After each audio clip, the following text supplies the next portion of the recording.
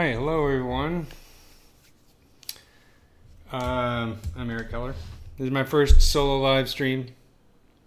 So, I hope you guys can hear me, and you can see me, and you can see my screen. I'm going to try and stay on top of the comments and answer questions when I can. But let me give you an idea of what I want to do this evening. I'm going to work on some personal projects, and it's going to be bees. So, talking about bees. And specifically, as you can see on my screen, I have an orchid bee model that I started a couple weeks ago. This is, I believe, this is Euglossa dilemma, which is a weird name for an orchid bee. I don't know that much about orchid bees. I'm certainly not an expert, but this is ZBrush is actually one of the ways that one of the tools I use to learn about insects, because it's a cool way to learn about it. But you can see it has this really crazy long tongue, which I haven't really, I've just blocked it in, not much detail on the tongue yet. So I just basically broke out the parts, and some parts are more detailed than others. And this is one of those very metallic looking bees. So this is not the final shader, but it's nice to have these metallic shaders every once in a while. I'll switch to it to kind of see what it's going to look like. One of the things that I find really cool about this particular bee is you can see it's got bumps on the back of it, and the bumps really are fairly simple. They're just literally like dots, sort of the same size dots, sort of evenly spaced. And then I've noticed in a lot of the reference images, they're sort of these raised, smoother bumps on a lot of them. And I believe that's where some of the hairs come out. So it's not a super hairy bee. But you can see how cool it looks when you have the metallic shader on there. So in the final version, generally my workflow is to start by creating as accurate a model as I possibly can in ZBrush. And what I like to do then is do some UVs, do some retopology, take it into another software program like Maya, which I tend to use a lot of these days. I've been using it for 20 years, so not these days. But so I take it into Maya. I usually throw on some hair with some Yeti and do some rendering, maybe some animation and all that kind of stuff. But that's getting way ahead of ourselves. I'm going to sort of just focus on the ZBrush aspect and just focus on the part where I'm trying to put together that realistic model. But I'm not necessarily going to work on this tonight. I have another bee that I want to work on. So last week I was sitting here in my studio working. I heard my dogs were barking. I got 3 dogs, so I went out to see what was going on. One of them had found a Carpenter Bee, so it's a bee about this big, and he was trying to eat it because he's an idiot. So I grabbed the bee from him, and he looked very disappointed and confused. It was already dead. It was not moving or anything like that. And I brought it over and took some pictures in the studio. And so, let me bring up the reference here. Whoops. Let's do the right application. Okay, so what I did is I took it into a little jewelry box I have, took my camera and took a bunch of pictures. Some of these, what I did like a really fast and dirty back focusing in Photoshop, so you can see there's like a line here and everything like that. And then I decided that was a bit too lazy, so I got Helicon Focus, which is a nice software that you can get. It's pretty cheap. There's a free trial, and use that to do some focus stacking, which was actually much faster and came out better. I mean, these aren't perfect. These are not going to win photography exhibits, but these are just reference images of a dead bee, and that's what I'm going to use as my reference while I work in ZBrush. And then the other thing that I usually do is I have books, for example, Insects of the Los Angeles Basin and other books, and so I look it up and try and make sure I know what the species is. And so what I'm going to do tonight is I'm going to just work on the head of this here bee, the Carpenter Bee. This is a female, by the way. And I am going to take my orchid bee head, duplicate it as another ZBrush tool, and then show you how I go through the process of just making that bee look like this bee. Because as you can see, they're actually quite different. I mean, this is a very rare round-faced bee, round-faced bee, and you can also see that its mouth parts, you know, it's a Carpenter Bee. It's got this little jabby thing, and then the mandibles over here, which is always the super fun part. Whereas my orchid bee has a very different face. It's a bit more angular, different type of details, different mandibles, and obviously the tongue is very different. So we're going to be changing all of that. And I haven't worked on the antenna on this one yet, so this is still kind of the old antenna. Let me minimize this for a second, and then I'll just show you real quick. This is a much older model, and this is something I'm always working on. So this is a typical honeybee. So this is Apis mellifera, and so you can see the mouth parts here are very different. The face is very different. This is our normal bee. So the question is, what kind of lens microscope do you use for focus stacking? So I just have a Canon. Let me grab it real quick.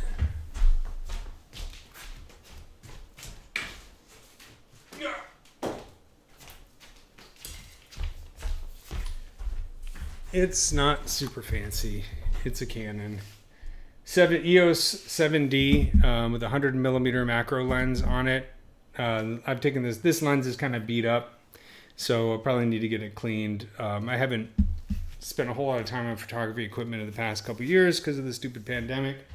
That's going to be the refrain for tonight. Everything's a stupid pandemic. But anyways, so I use that, and I use Helicon focus, and I do sometimes I have a what do you call it? The rings you put in there for increasing the tubes for increasing the magnification. So this is an old model of a honeybee. I'm always working on a honeybee because I'm never happy with it. It's very strange because a honeybee is kind of like getting the honeybee right, since it's such a familiar insect.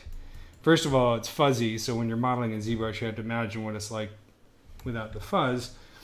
But the other thing is that since we're so familiar with it, it's like sculpting a celebrity. It's like trying to get a likeness exactly spot on is actually trickier than you might think. But maybe that's just me. I don't know. Anyway, so let's start by getting a head. So I have my head in a folder here. Let's turn off everything else. And what I'm going to do is, oops. I think maybe I will take the tongue with me. Okay, I'm going to put the tongue in the head folder. And what I'm going to do is go to ZPlugin, Subtool Master, and I'm going to choose Copy Folder. So I'm copying this whole folder and all the subtools in it. And then I'm just going to go and grab a new tool, Polymesh Star, and then go into ZPlugin's paste folder.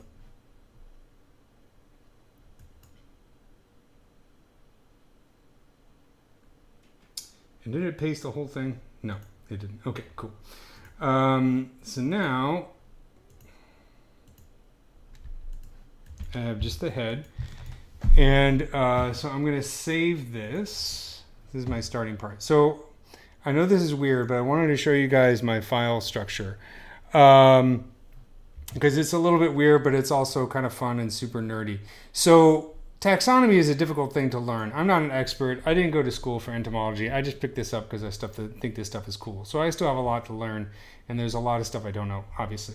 So one of the difficult things is learning taxonomy, the order, the genus, and all that kind of stuff. So what I do is I have my file structure on my drive set up based on taxonomy. So if I go in here, I have Arachnida and Hexapoda and then a bunch of unsorted. So if I go into Hexapoda, I have Entognatha and Insecta. So those are within Hexapoda. Hexapoda meaning six-legged critters.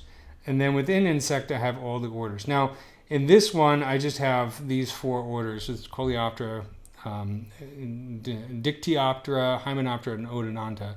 But on my other hard drive, I have, let's see if it'll wake up here.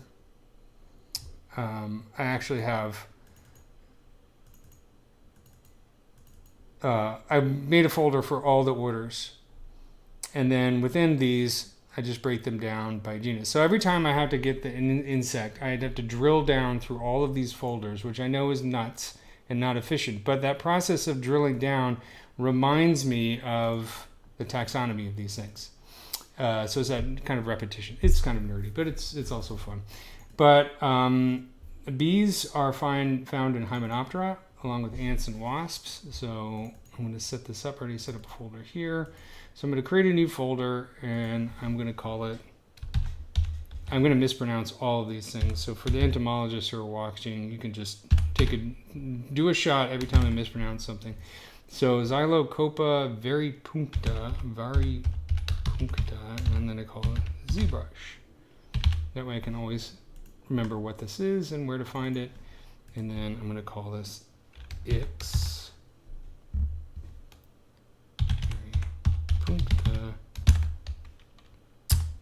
01. Okay, enough of the backstory. Let's get into some sculpting. Okay. So now we have this set up. Obviously, the tongue, I'm going to hide that. I'm going to hide everything but the head itself. So let's turn on the head. And I'm not using my normal custom. I'm using their standard interface. I usually use a custom interface, so forgive me for hunting around. But this model already has several layers of subdivision. And so it has about 7 layers of subdivision, and the highest level is about 13 million, because I always put a lot of detail in the head.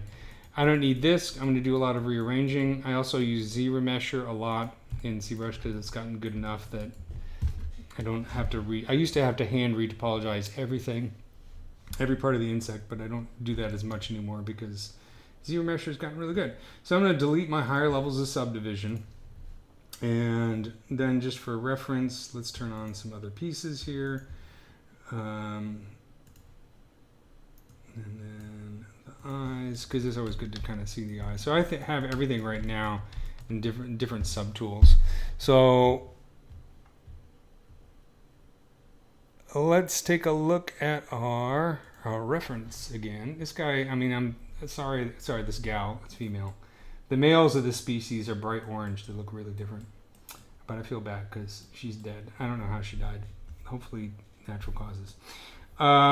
So we're going to make our head quite a bit rounder. You can see we do have behind the antenna, we do have the ocelli. So these are the secondary lights. So these are the main compound eyes right here. So you can see if I zoom in, you can see the hex pattern on the surface of the eyes. So this is the ommatidia. These are the ocelli. So then we have kind of a straight across right here. The mandible, from looking at this, you can see how it's like we have the two mandibles right here, and they overlap a little bit, and then we have this mouth part here, which I assume is what it uses for burrowing. Although, like I said, I'm not an expert in Carpenter Bees, so forgive me if I'm wrong. So we got to what I'm going to do. By the way, the reference software I'm using right here is called, what is it called?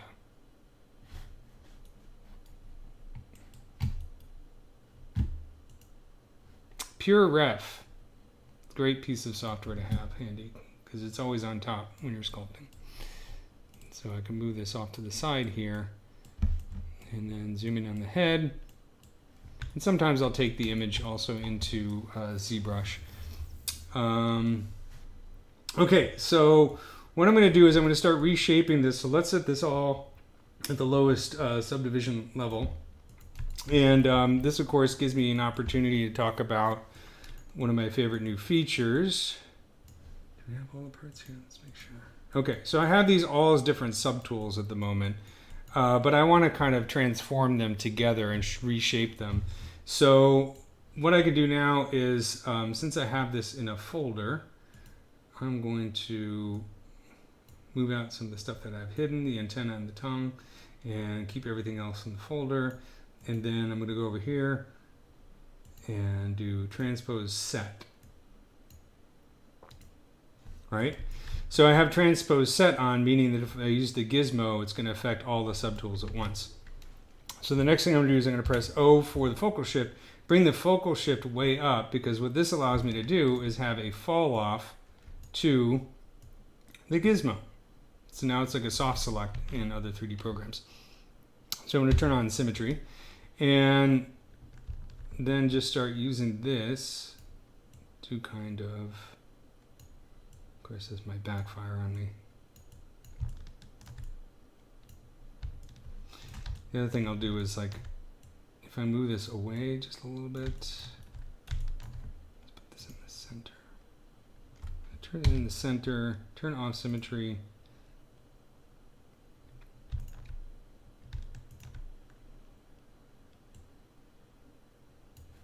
And it's not really working the way I want. Okay, well, whatever. That approach doesn't quite work because I'm screwing up too much of the model. So instead, I'm going to go to the move brush. The other thing I could do is, since I don't really care about the higher levels of subdivision because I'm resculpting a lot of this, what I might do is just merge all these guys down into one subtool. So I'm just going to do merge, turn off weld, merge down. So I'm just merging all these subtools together.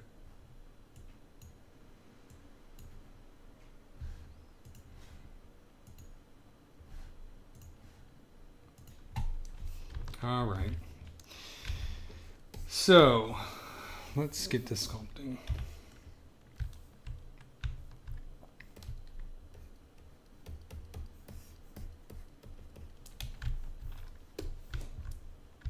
I do have polygroups, so that's going to be helpful too. So it looks like I want to pull this out.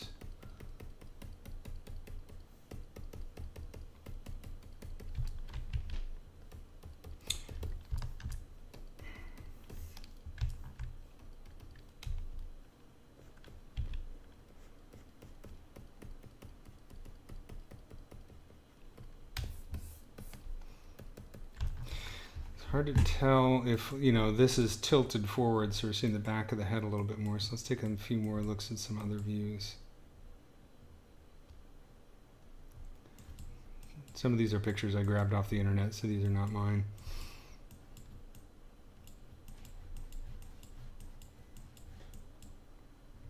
Okay, here's a good view. So we can see that, yeah, like the ocelli, unlike the other bee, they're more on the front facing, so we have a little bit of a slope here. So,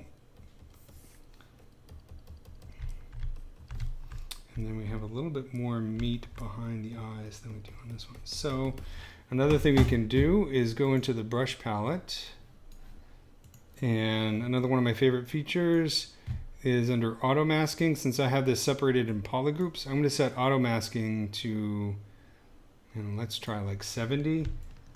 So what that means is that since I have polygroups on, the brush is going to affect the polygroup that I touch first a bit more. So you can see now I can it's still affecting the neighboring polygroups, but not with the same strength. So it makes it a little bit easier to kind of pull these things forward. I mean, if I mess up the ocelli, that's not the end of the world because they're just 3 spheres,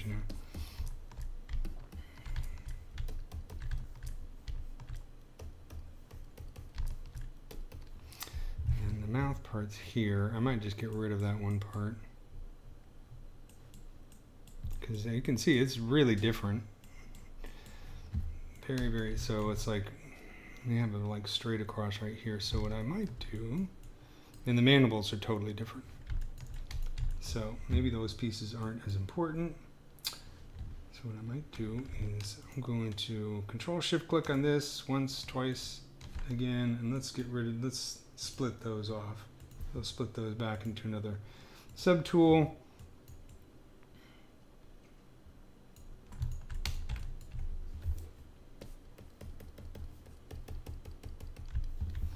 And I'm going to do some Dynameshing. Why not? There's lots of different ways to do Dynamesh. I'm doing it old school. The reason I'm doing it old school is because I like to re-Dynamesh while I work fairly frequently. So if I just hit the Dynamesh button, we end up with a surface that's about 140,000 points. That's a bit too low. I'm going to bring it up to 1,500. Let's try this. Yeah, 300,000. It's not bad. Still got symmetry on. The other thing is I want to make sure that it's totally symmetrical. So I'm going to modify topology mirror and weld across the x-axis. Now I know it's perfectly symmetrical. That'll make things easier. And it did keep the... Let's turn off mask by polygroup. So you can see, I mean, I noodle around with lots of different techniques. There's no totally straightforward pipeline to any of this. So for example, you know, this one I'm starting with an existing bee and just squishing it around to make it a different bee, right? But sometimes, you know, the original bee the honeybee I created from scratch. I think I started with actually Z-spheres, but that was like literally several years ago.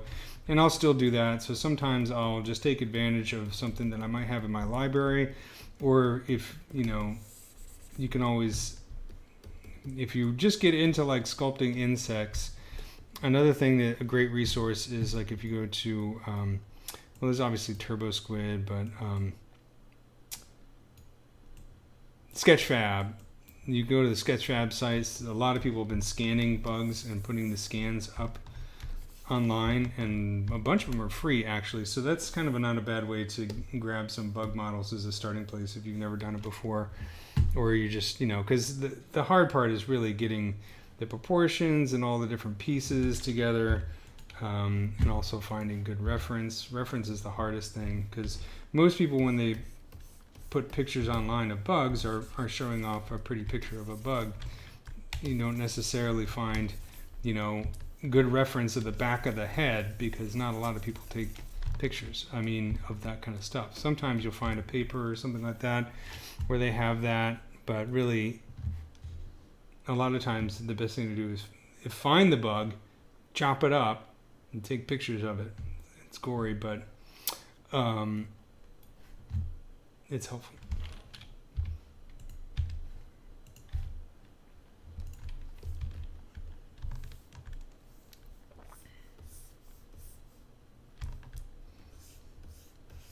I'm just going to redial in the eyes here.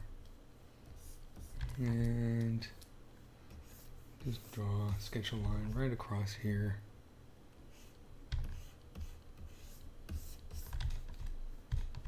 Yeah, looks like the antenna about the same place, but this we have kind of like, I'm just kind of blocking out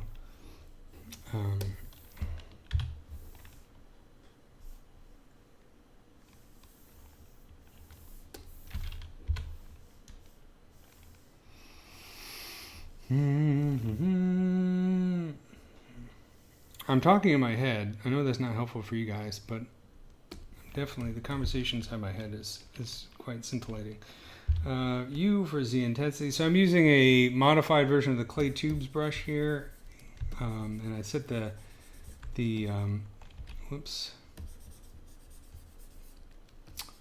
Z intensity to like pretty low, 3 or 4. This is nice for blocking things in. And let's take a look at a reference so we can see. I mean, I don't know how far I will get on this tonight, but it's just a starting place.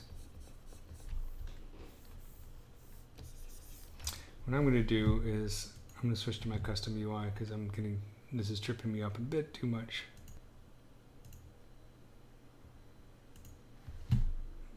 So hopefully you guys will be able to follow along pretty well, but I'm used to having my brushes over there.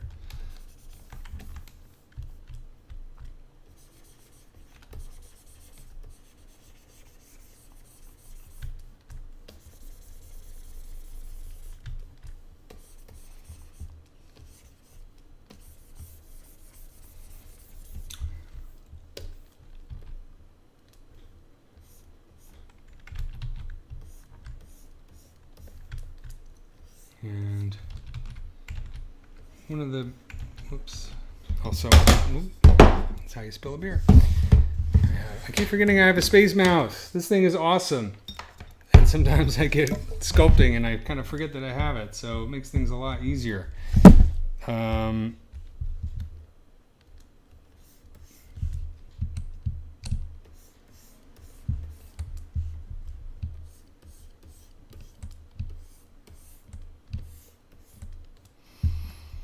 Then for landmarks on an insect face, the ocelli are a big one. So the ocelli here looks like it's like right about even with the top of the eyes, and probably right here. So if you're not familiar, I'm expecting not everyone out there that's watching me to necessarily be an entomologist. So for those of you who are entomologists, you just have to deal with me explaining things.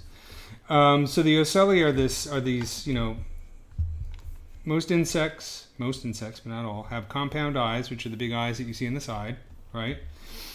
And a lot of insects, not all of them, but a lot of them, have another trio of eyes at the top of their head, and these are called the ocelli. And these are not compound eyes, they're more like, they're like very primitive single lens eyes that are kind of like, you know, they'd be closer to spider eyes in a way. They're different, not exactly the same, but they don't have all these divisions, the ommatidia that the compound eyes have.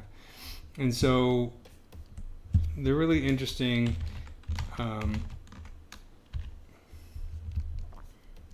Stop that.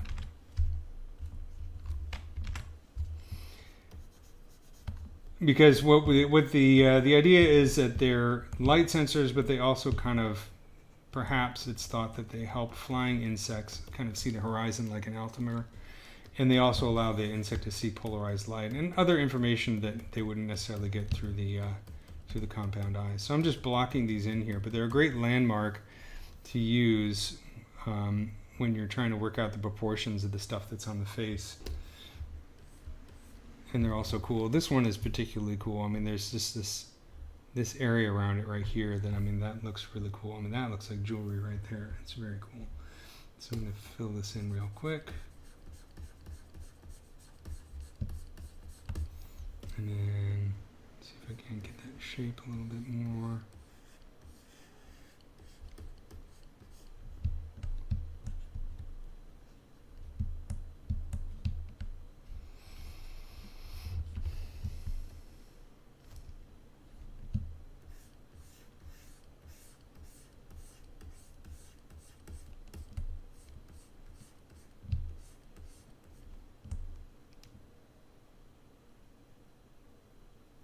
Yes, I'm using the space mouse right now to move it around like this. One of the nicest things about the space mouse is that you can program the buttons. So I have like draw size and Z intensity all programmed. I use my own sort of version of it. But also when you're going around, you're looking at the model and different, you can rotate it like that. A tip, if you have a situation where it's constantly, you're trying to look at it and it's shifting to low subdivision level, you can go to preferences, and under performance, there's this slider here called Q trans threshold. So you can raise this up, and that means that it's a threshold. So basically it won't shift down to a lower subdivision level below a certain polygon count. It's not a great explanation, but raise that and then the problem will go away. But you might also experience a little bit of slowdown in performance. So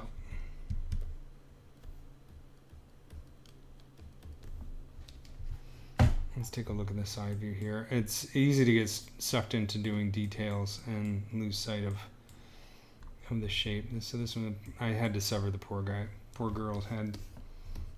So from the orchid bee, it has more of this kind of thing. This one seems to be similar, but not quite as pronounced.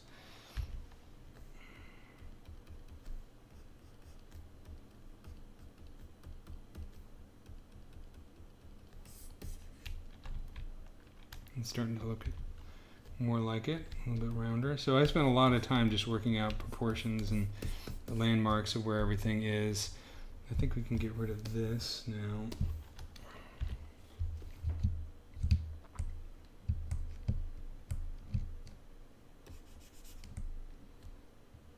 I don't use the space mouse for Maya so much. I probably should. I just haven't gotten around to programming it to do it. And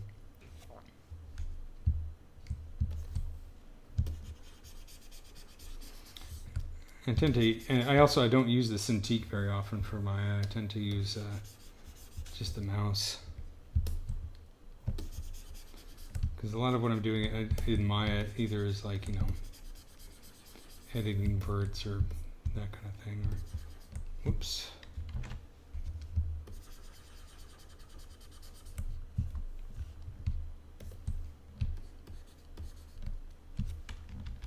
No, it's because I'm using Inflate. So I'm just going to make a cavity here. Very rough.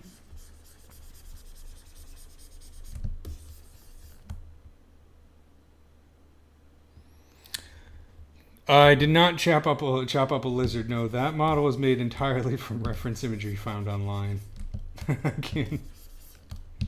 I could never bring myself to do that. Plus, I think a dead lizard doesn't hold up as well as a dead bug. But that's an assumption. I'm not using personal experience in that.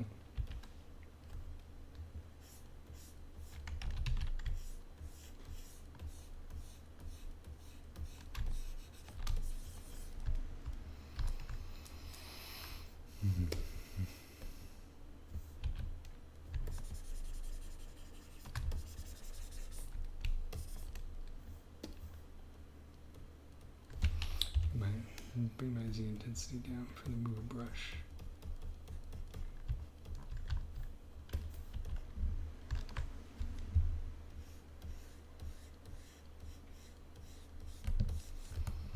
I do have a tendency to just sculpt things and resculpt it over and over and over again until I get it right.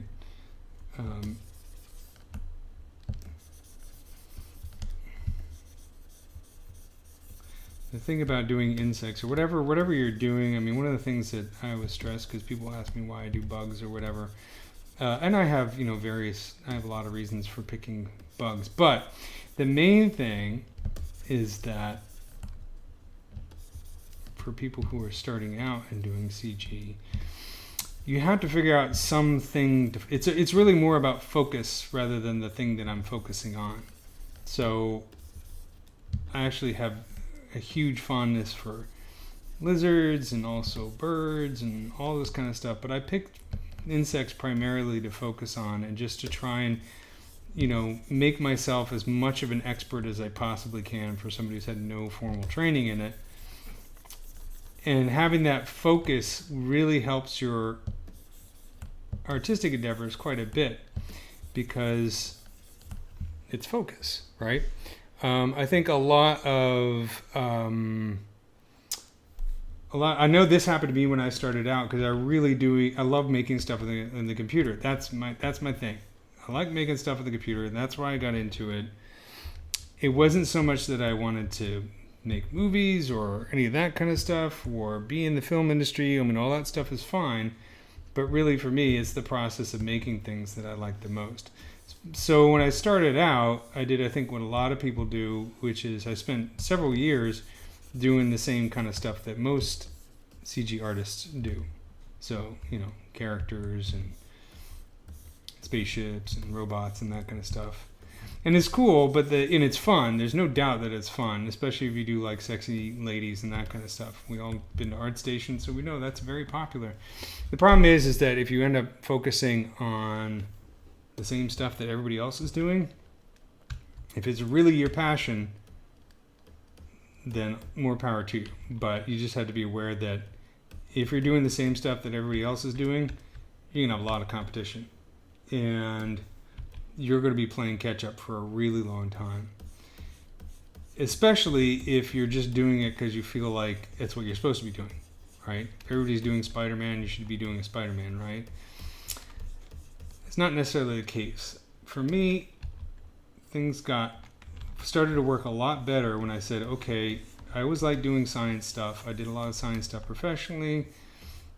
I think robots are cool.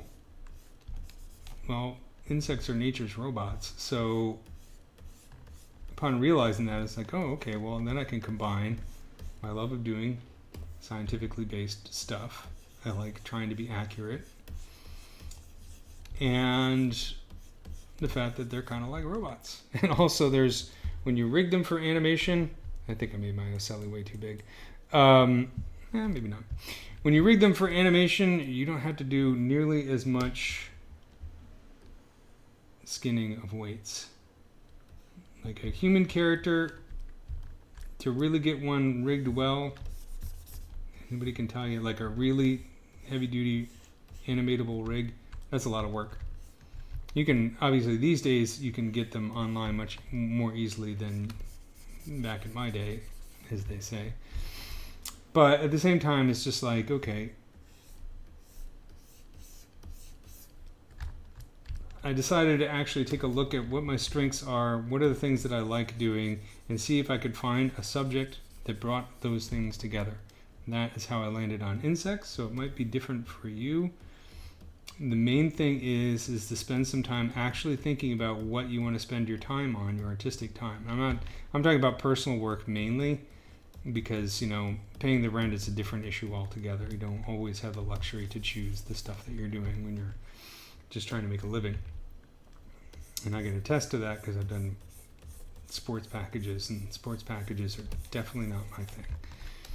But anyways, it's all about focus. So if you have focus and you really get into something, like I say, if you really try and become an expert in that thing, let's say it's birds or reptiles or fish. I do know somebody online who does amazing fish models, just the best. Polymax 3D, they're on Turbo Squid. I don't know them personally, but I admire their work because their devotion doing fish beautifully is fantastic. So anyways, if you find something like that and really try and become as much of an expert as you can, really interesting things start to happen, and then art becomes more than just something you do as an activity or something you do to home for a living. You start meeting people that are experts in the thing that you want to become an expert at, and then you find yourself you find yourself in strange company and interesting places. I started learning photography so I could take pictures of bugs. And I ended up hanging out with a bunch of entomologists and a bunch of bug photographers and made some really good friends and had some cool adventures in some interesting places. And this is why I don't normally talk when I sculpt, because I get lost. This is in the wrong place. Yeah, bugs are a real challenge anatomically because, for one thing, you have this massive diversity. Like, you know, the bee that I'm doing now does follow bee rules in some parts and then totally different rules in others, right? So unlike when you're doing characters and you mostly have human anatomy, which, you know, humans are one species, you can't always fall back on the same techniques. But then, you know, bugs have their own kind of shape language too that you start to get used to, and it gets faster because you start to notice it. Like if you look at an antenna of bees, or very different from antenna of beetles, but of course beetle diversity of antenna are just, it's all over the map.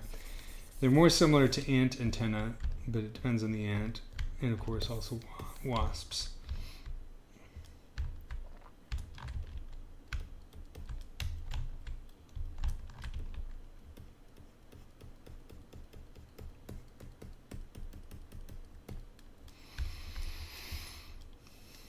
So what I'm going to do is I'm going to paint a mask right here. See, I have always fallen in this habit of, I forget my space mouse is there and I start using the keyboard.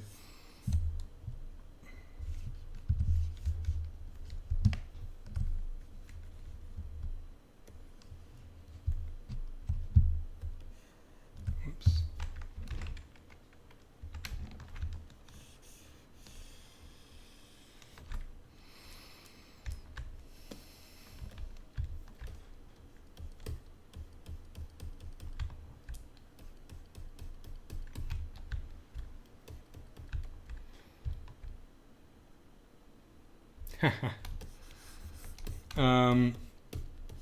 Henry, I bet you I have someone I could nominate to be stranger than both of us put together, and I think you know him very well.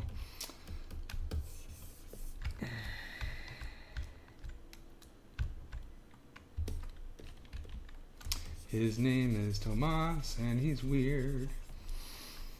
It's true, you know.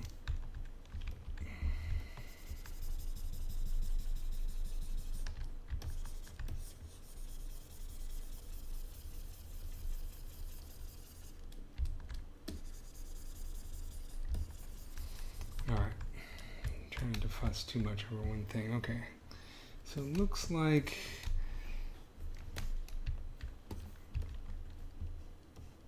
I need to go back to sloping back just a little bit.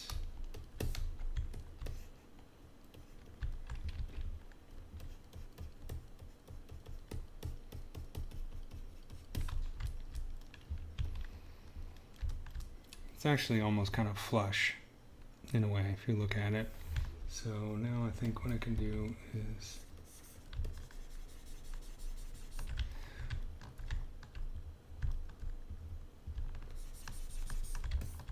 go in here, and like I say, I like to do the old school Dynamesh because every once in a while I like to control, drag, and release just to re-Dynamesh the whole surface. But sometimes I'll use the Dynamesh that's part of the Gizmo. For those of you who don't know ZBrush, I know I sound like a lunatic now.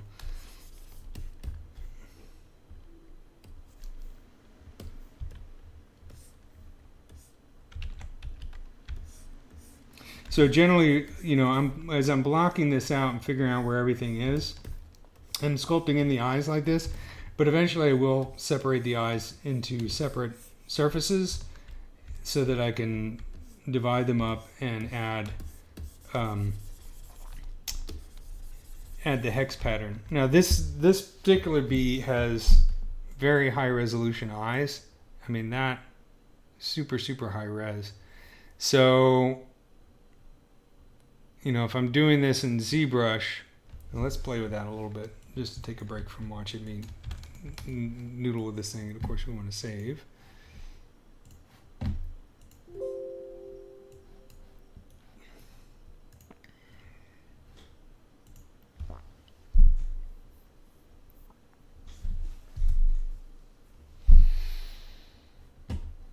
Okay, so let's go into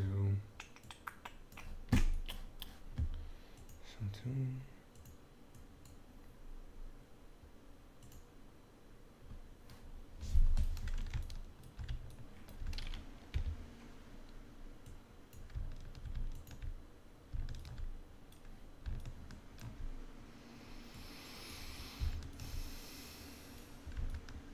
So this is comparable in terms of the density. I think the Carpenter Bee has even more, but just for the sake of argument, I'll talk about, I think this is an older version too. So, but let's say I'm going to take the eyes here and I'm just going to clone it.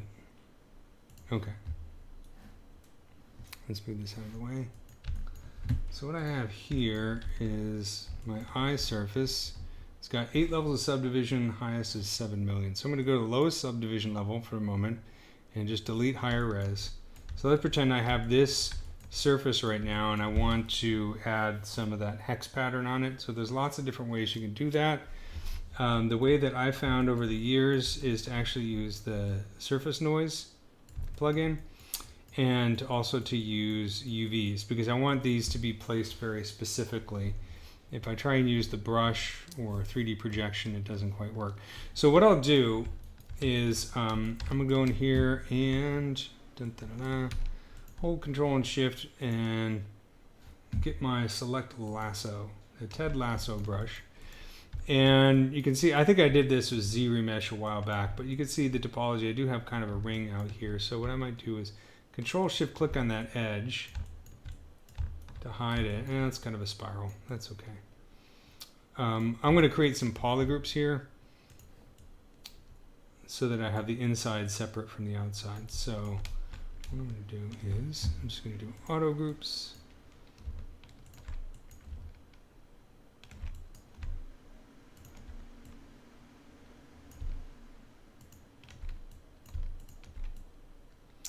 So that's the inside of the eyes. So I don't want any texture there. I'm going to hold, there's a little trick.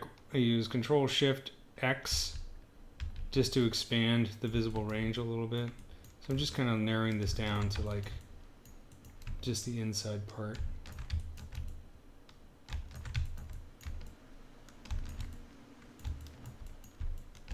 That's probably good. So Control W just to polygroup that, and then I'm going to Control Shift click on this again, Control W. So I end up with basically, there's faster ways to do it. So hopefully that was not too confusing. So you can see I have two polygroups, purple on the outside, green on the inside. So now what I'm going to do is I'm going to use these to make some UV texture coordinates. You'll see why in just a moment. So I'm going to go into Z plugin, UV master. No reason to fear UVs. They're actually easy to make if you know how to make polygroups. So in UV master, I'm going to turn on symmetry because these are symmetrical. I'm going to turn on polygroups and I'll do unwrap. And if I do flatten, you can see that's what my UVs look like. Now, what I could do now is I'm going to press W for the gizmo and Control click on this. Whoops. And let's make sure that I no longer have focal shift on for my gizmo. But whoops. And then I'm going to turn off symmetry. There we go.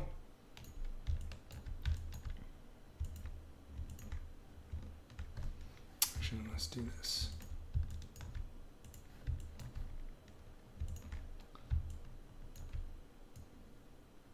I just want to get these. This is the outside of the eyes, so I just want to get these kind of close. This is the inside of the eyes right here, right? So I can scale these down because I don't need that much texture space. Probably do it even more than that.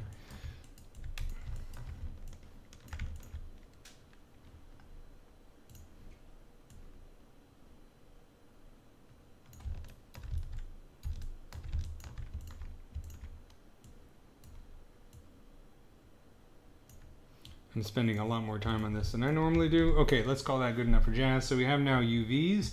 So to do unflatten, you can see it looks the same. Now what I'm going to do is let's subdivide this. So Control D, and we'll subdivide it. Let's get it up to a fairly hefty amount.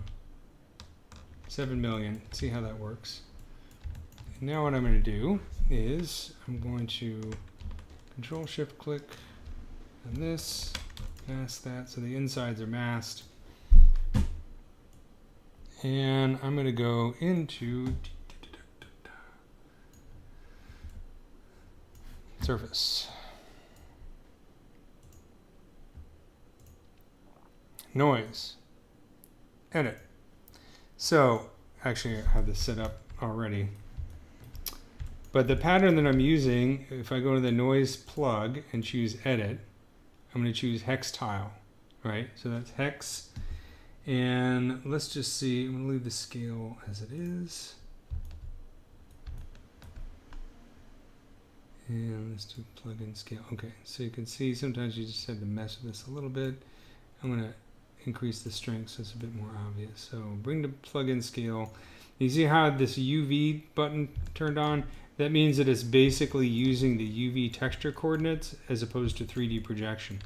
So those UVs that I just spent a few minutes setting up come in handy. If I turn it into 3D projection, it's okay.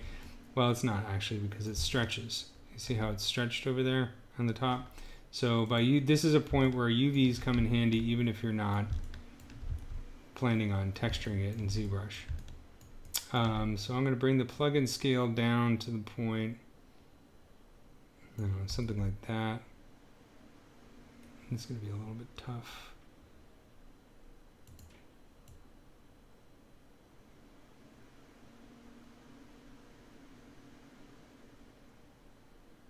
Make it like that, and then I'll choose OK. So that's what the pattern looks like on the surface. Not quite what I want. But rather than just hit apply, I'm going to choose mask by noise, and it's going to create a mask based on that surface noise.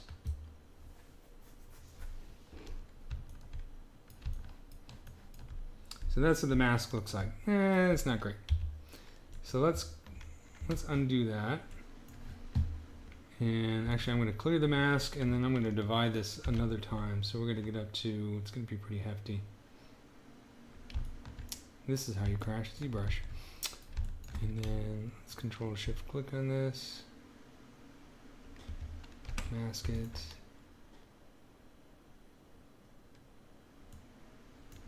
And then let's do mask by noise.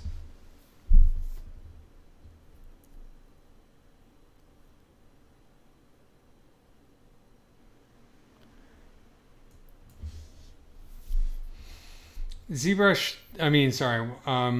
Space Mouse takes a while to get used to. I still fumble around with the little buttons a little bit, just because I've got so much muscle memory on regular ZBrush. Okay, so here's our mask here. It's a little bit better. Let's try boosting it and see what happens. So boost mask is a new feature.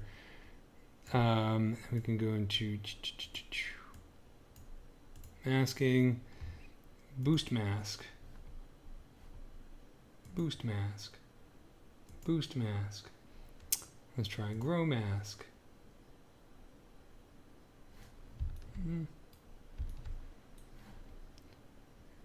Boost mask. Sharpen mask. Let's do shrink mask. Let's go back a few steps.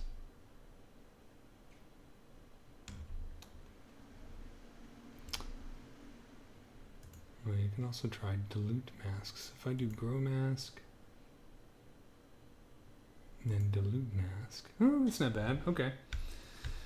So now that I have that, I'm going to go down here and under deformation, I'm going to do inflate. That's too much. So let's get this slider to something like 1 looked pretty good. Let's do 1. There we go. So now that I have that, I could also go over this and, well, it's still masked, do a little bit of smoothing or whatever, but that's not too bad. It's too bad that it's 28 million polygons. This might be an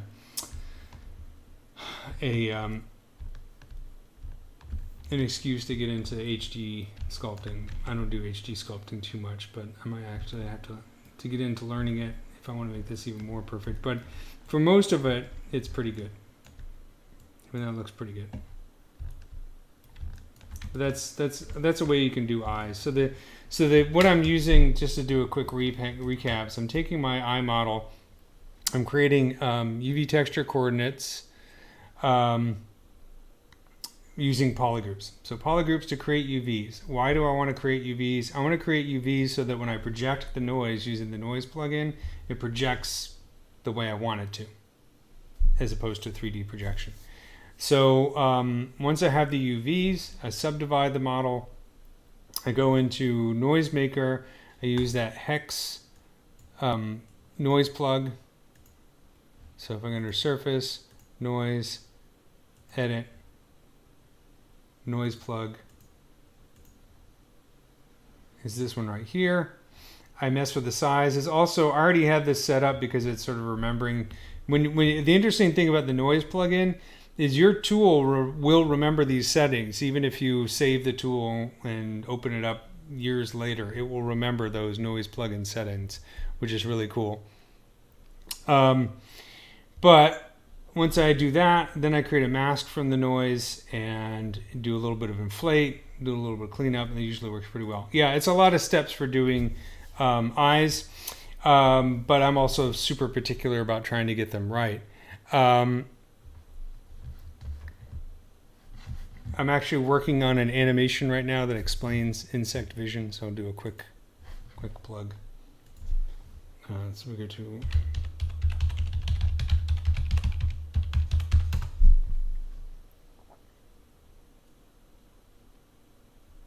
So I've used that technique and then actually used it to create displacement maps, and they often render pretty well. So I just do little animations here. So I have one that explains insect vision. So I'm a little bit obsessive about the eyes, trying to get them right. but I use a lot of those techniques for that. But anyways, let's get back to sculpting in ZBrush. Let's take a look at questions. I'm hoping you guys enjoy this.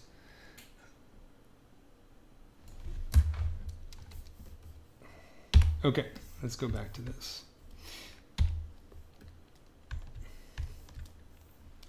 So the other thing that's interesting, of course, I mean, new technology is making all this stuff much more interesting, is I do have the new iPhone, and I played the scanning a little bit, but I need to go back and start learning how to scan with my iPhones, because I got a lot of dead bugs in jars, and I could always scan these guys and turn them into 3D objects. I've used scan data for other models in the past, and it's a nice starting place because it does remove the stress of trying to figure out the proportions, because figuring out the proportions after photographs could be a little bit tricky, and that's usually the most important thing, is just getting the proportions right, at least for the starting point. But just because you're using scan data doesn't mean that there isn't a fair amount of cleanup involved, because it is a scan.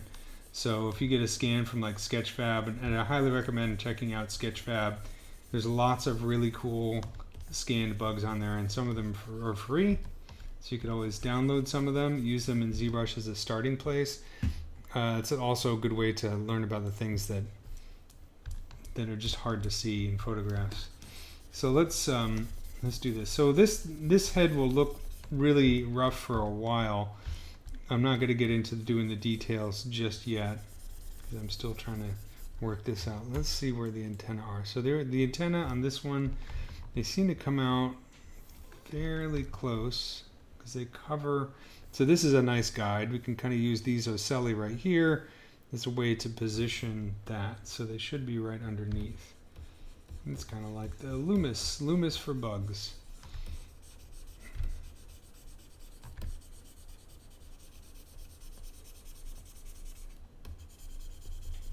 So I'm just using the clay tubes to kind of fill that in. I do like to, you know, this is something that I picked up from Tomas Wittelsbach. I've changed a lot of my approach to sculpting, learning how he does jewelry. It's been really helpful. Also, you notice that I'm using the Ma Dirty Blue material because the red wax material burns my eyes. It makes me cry and gives me nightmares. But other than that, it's cool. But building up the surface with low Z intensity, it's very old school, but it also tends to allow you to have more control. So I tend to do that now more than I used to. I also don't use Dynamesh quite as much as I used to. I used to start everything with Dynamesh. Now I'll just use Dynamesh for a little while and then do a Z remesher and get my subdivision levels, because it's a kind of an, you know, subdivision levels are very old school in terms of ZBrush, but they're still really useful because having those lower levels of subdivision comes in handy when you need to smooth things out or make large changes without destroying details. They also tend to make ZBrush perform a little bit better. Okay, so these are a bit big. And I think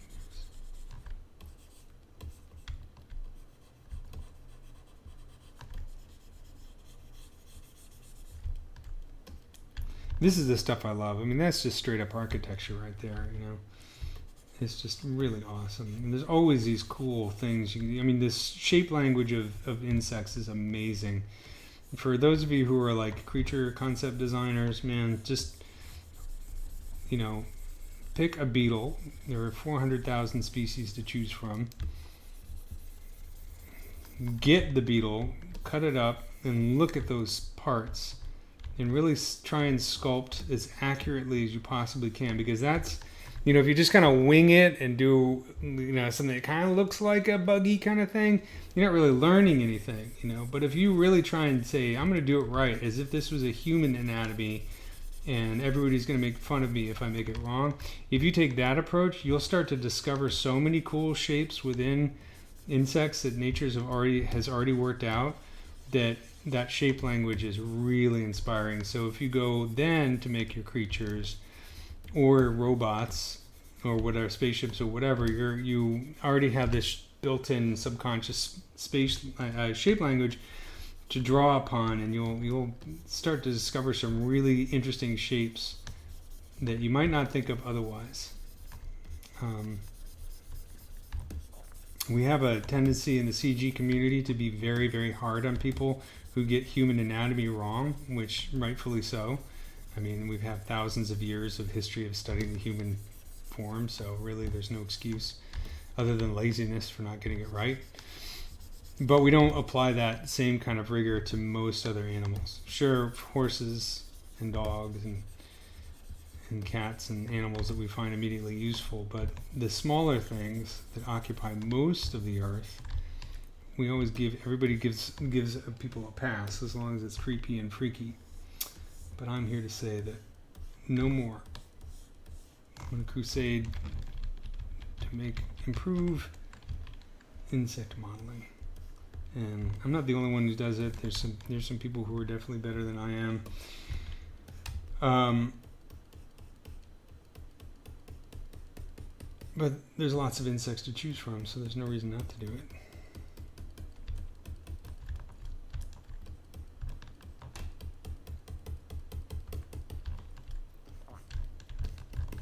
All right, so it's kind of okay.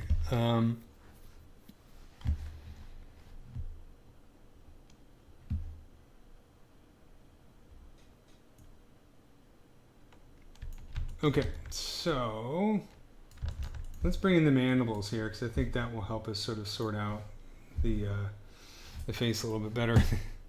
Okay, let's turn this on.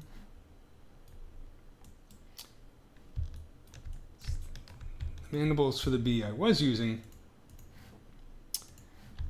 are in two large parts and they're smaller. So what I'm going to do here, let's see, I've got 10,000 polygons.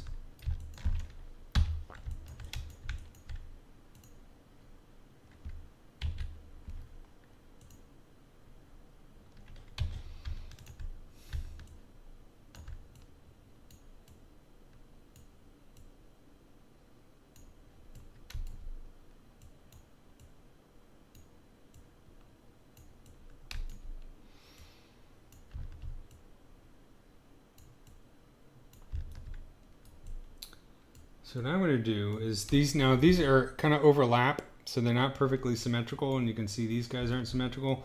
But since I'm lazy, I'm going to do a mirror and weld to make them perfectly symmetrical, and then I'll unsymmetricalize them later on. But I just want to save a little bit of time sculpting. So I just use mirror and weld to make them perfectly symmetrical. I don't really care about subdivision levels at this point. I mean, I could. Actually, do I have...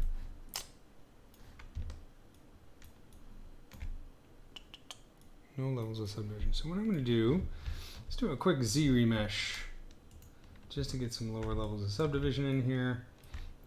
And so I'm just going to set this to adapt.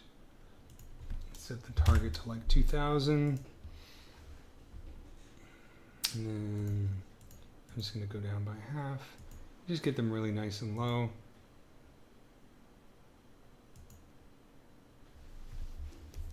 That works. Okay.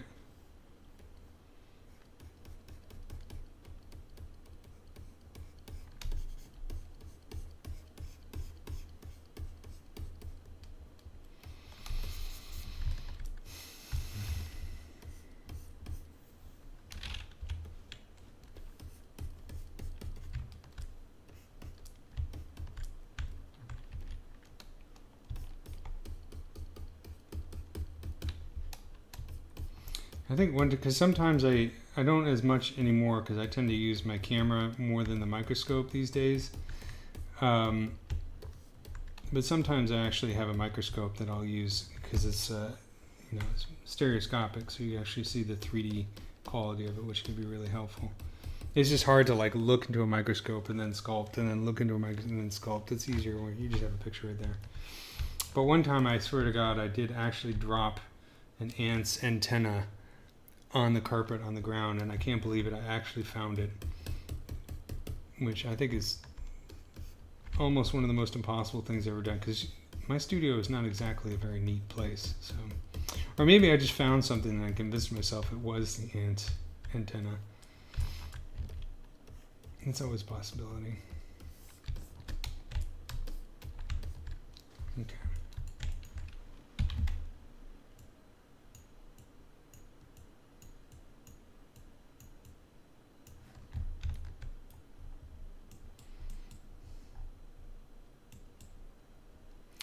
I think it's pretty cool. Look at this. That's awesome. Look at those bumps. So these guys, I guess, burrow through wood, so they got to do some chopping. He's got something still stuck in his mandible here. I think that's just some schmutz. Sorry, I hope this isn't too gross for everybody. That's so cool. Look at that.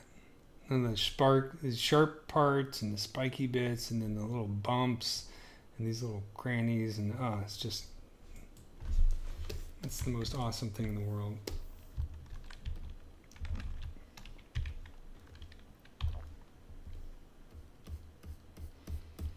I do some hard surface modeling every once in a while. It's not my main thing. I think one of the reasons why I like doing organisms is because you can get away a little bit with being messy. It kind of adds to the charm. Like, I can't do like a classic car because I get go nuts trying to make every single line perfect.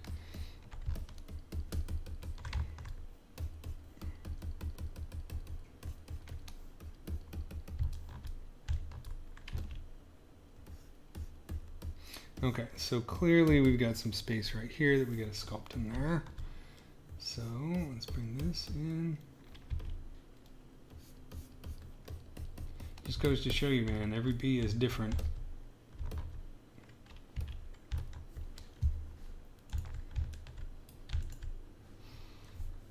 Let's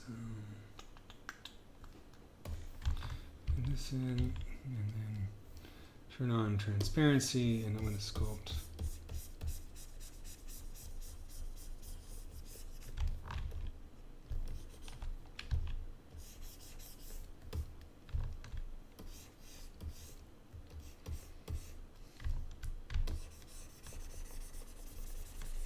And this guy's weird because you see the long mouth part here. Sorry, it's female. This gal is weird. This, like if you look at the different pictures, it's actually tucked in behind the mandibles, which is also really cool. So you can see how the mandibles come out in front, and then we have this mouth part right here. I don't have better pictures of the other mouth, more detail of the mouth part. There's other stuff going on behind here. There's various palps and little feely bits, and they could tend to be big or small depending on the bug. This one, right, it's nice because I could just focus on the parts I could see for the moment.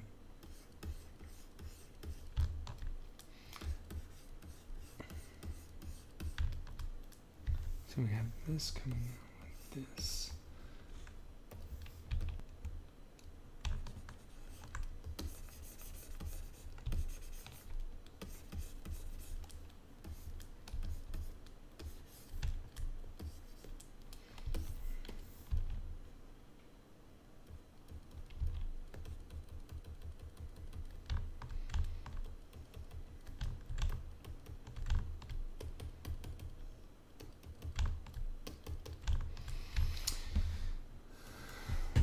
Save this. Yes, I did use Yeti I use Yeti for a lot of the fur stuff these days. I've used. It's the first system that I've used that hasn't driven me absolutely insane.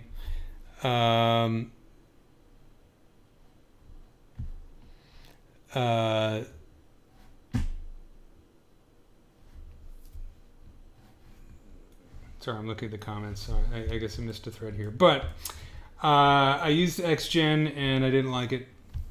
It was too complicated, took too long for what I wanted to do, and then it seemed to crash a lot when I tried to render.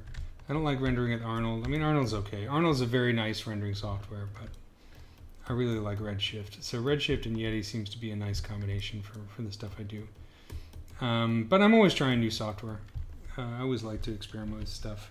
I'm just changing my texture workflow from Substance. I'm learning Marmoset now, so I started working with Marmoset 4, which I like. So that's part of my workflow. I am using Keyshot more. I think Keyshot does really great renders. I mean, wonderful thing about Keyshot, I have Keyshot for ZBrush. You just click on a button, it sends it over there, and I can really check it really quickly without having to set up anything, which is nice. So, I mean, I like Substance, but I'm not crazy about Adobe. So, that's just my opinion. And other people who are right have the same opinion. But I started using Marmoset last month. Really easy to learn. It has a beautiful renderer in it. It has texturing tools now. They're new. It has a very nice layering system. And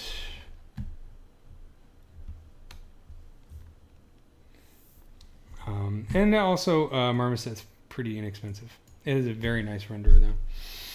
It has a really good baking for textures. It's much better than Substance in my opinion. It's so much easier to really control the baking, and it's pretty neat. I like it. So what I'm going to do is I'm going to throw in this little chewing mouth part here.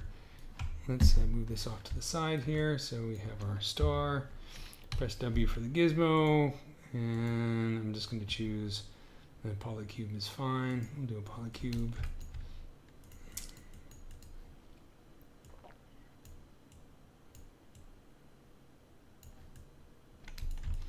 Just do a solid block for the moment. Zoink.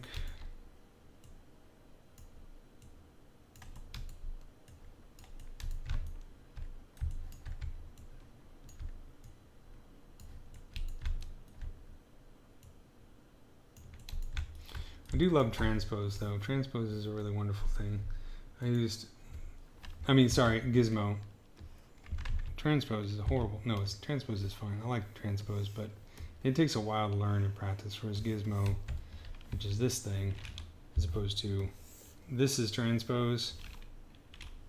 This is Gizmo. Gizmo is a lot like other 3D programs. It's a really nice addition. But I used transpose for a long time. And I know from teaching ZBrush, especially beginning ZBrush, everybody hates transpose. It's the one thing that's like, it's like your baptism of fire. If you can get past learning transpose, then you're on your way. But for a lot of people, they absolutely could not stand it. So by introducing Gizmo, thank you ZBrush, you made teaching ZBrush easier.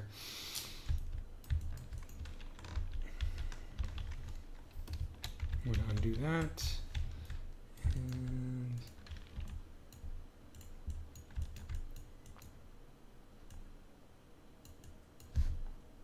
I lose my center line. Just turn on the center line button. Let's get the Z modeler out of here.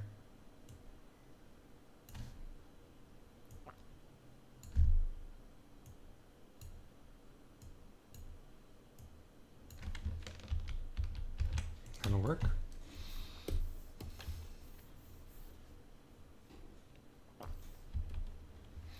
Okay.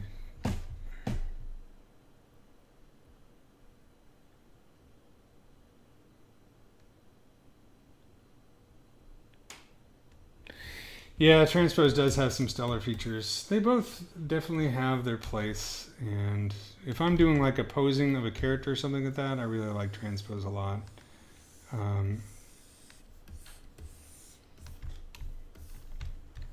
But it's funny when you teach ZBrush, one thing I always told students is you can ask me anything except for why, because I don't want to hear students ask me why they set it up like this. Why is transpose like this? Why is it doing this? There's no why, man. Why is philosophy. It is, and you must learn to accept it. For that is what the gods of ZBrush have decreed. Okay, let's take a look at our reference here.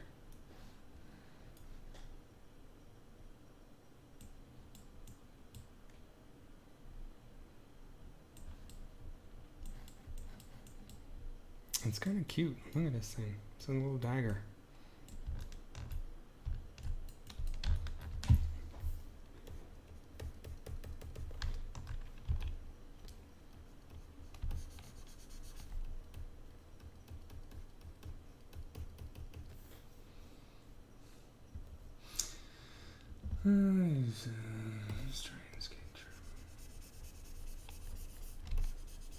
So I'm using a lot of the same custom brushes that Tomas Wittelsbach uses.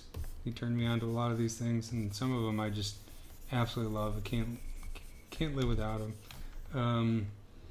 These are the Sakaki brushes. I really like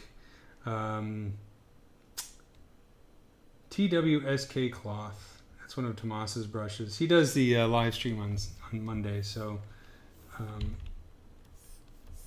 can see how he uses them. But there's some really cool ones. I like this one. This has become my new Damien Standard brush, although I still use Damien Standard brush sometimes.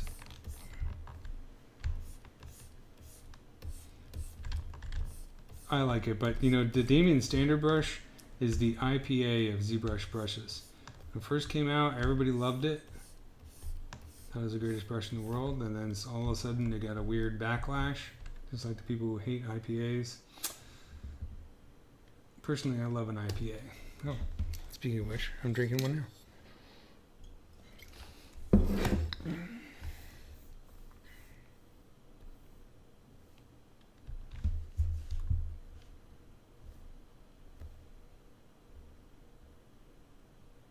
Sorry. All right, I'll check my chats. I apologize. This is the first time I've done a live ZBrush, a live stream, so I apologize for missing some of the comments. Okay, so I'm weird. Oh,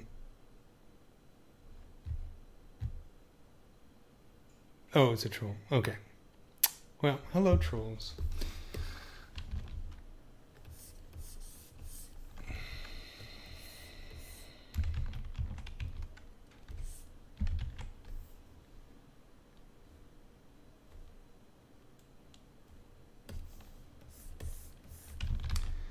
I mean, personally, when I watch somebody sculpt, I want to see them sculpt as much as possible.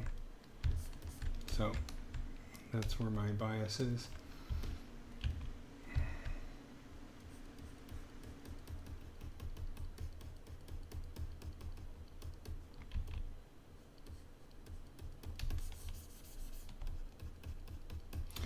I thought that was the whole thing behind Twitch, people doing stuff and muttering to themselves.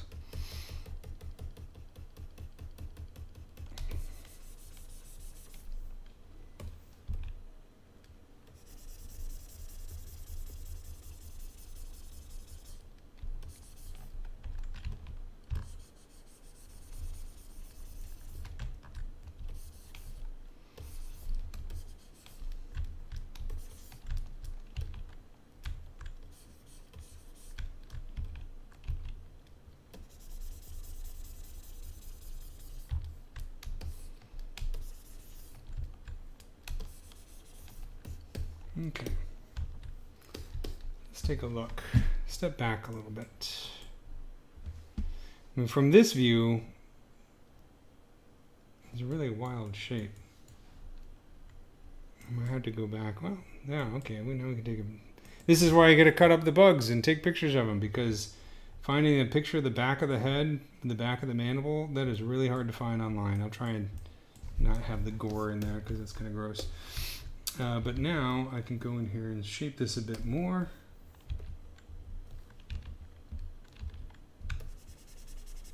I love the fact that it's so radically different from the other bees' mouth parts.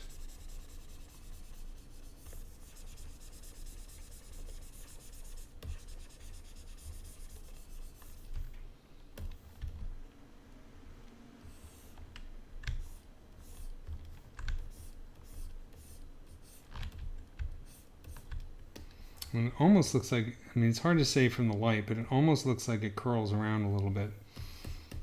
I'm going to, just because I think it's cool, it could be wrong, but I'm going to bring that in here just because I think it's cool. And I do notice that from a side view, it seems like there's a bit more depth. So let's try this and just see how it works.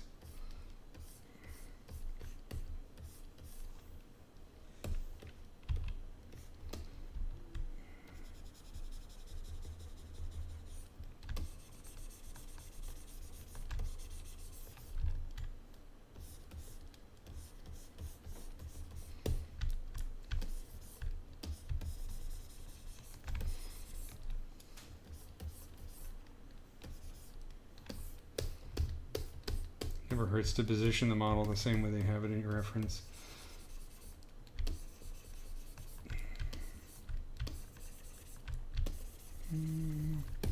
Okay. Ah, looks like a little vampire, bunny rabbit or something. So now I have that.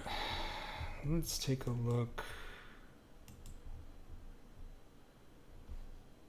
Yeah, you can see the way the light reflects off of it. We have kind of a flat surface, and then it curls around this way. This is stuff I find really fascinating. I mean, I like the challenge. It's like a cool puzzle. So if I draw this in here with SK curve, or TWSK cloth, and then use clay tubes to kind of fill that in, and then fill on this side, and then just kind of hold the Alt key and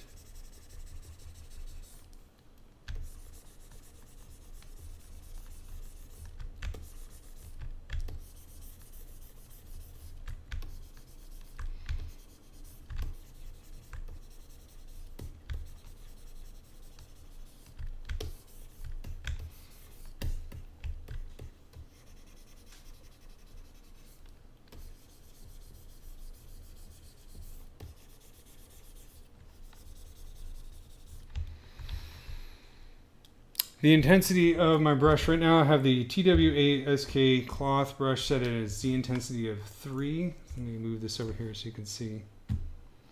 So I generally, yeah, I mean, I change it quite a bit. I like to have the move brush around, you know, between 10 and 20. So it's not, so I can just kind of tug gently at it to position it. And then maybe I'll use the H polish brush with a low Z intensity just to clean it up a little bit.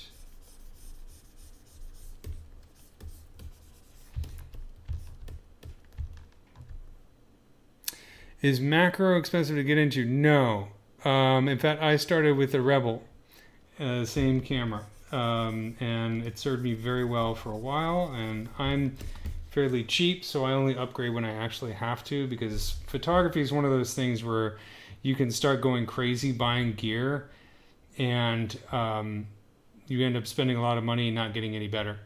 A perfect example is the opposite of that is Thomas Shahan, who is a spider photographer, one of my favorite photographers.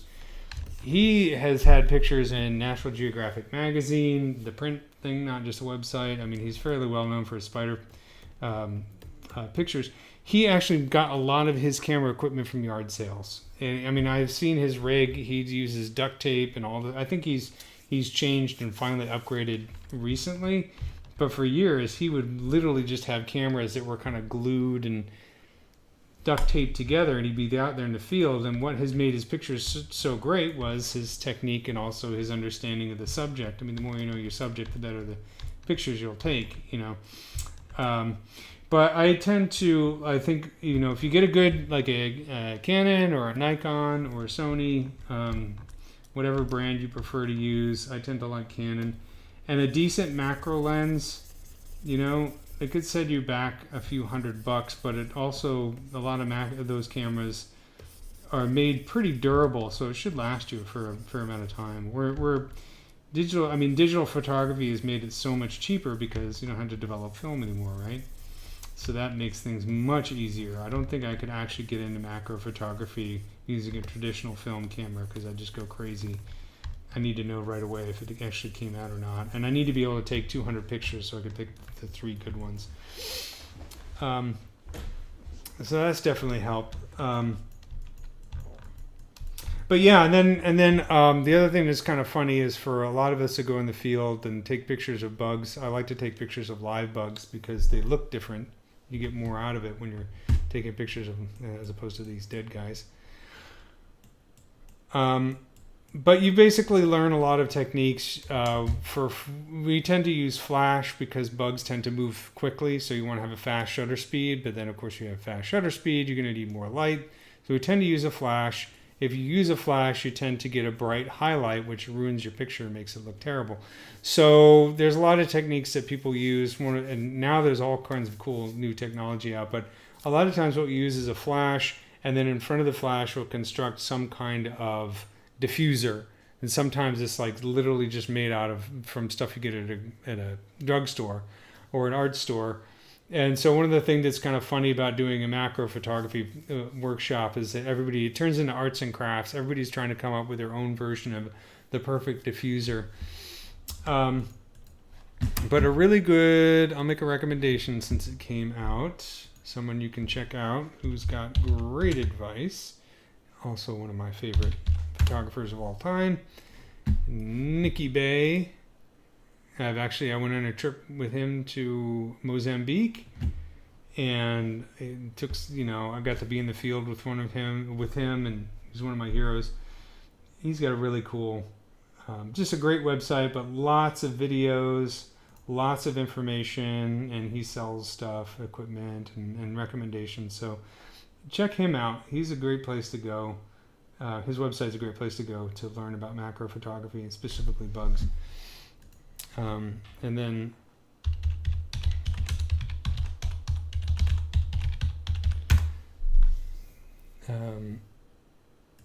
the workshops I go to are bug shot. So, and this is actually, that's I think a termite mound. So that's Thomas Shahan. They're a lot of fun. They go all over the world. Am I in this picture? I can't remember. Anyways, it doesn't matter. Anyways, sorry, I got lost there for a second. But yeah, it's cool to hang out with those guys. You learn so many cool things. They sit around and talk about lectures about entomology, and there's like weird crossover between bug people and bird people, and it's a lot of fun. There's so much cool stuff on the planet. You got to check it out before you go, man. You're only here for a short time.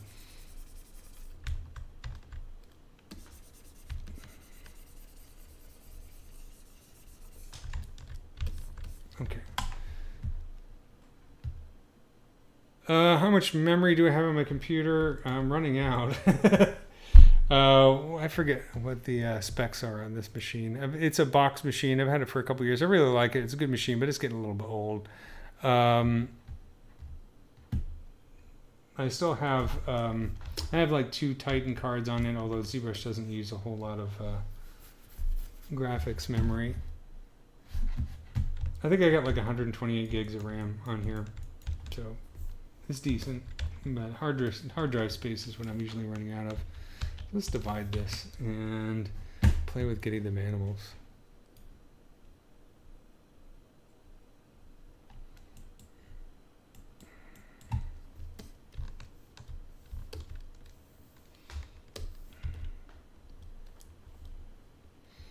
Okay, so this is where it gets a little bit tricky. Because is this the corner of the mandible, or is that corner of the face? Let's take a look at a different picture. I think that one's a little too out of focus. That one's a bit better. So here's the bottom of the eye. And we got a little space right here, and then we've got angle like this. And looks like something like that.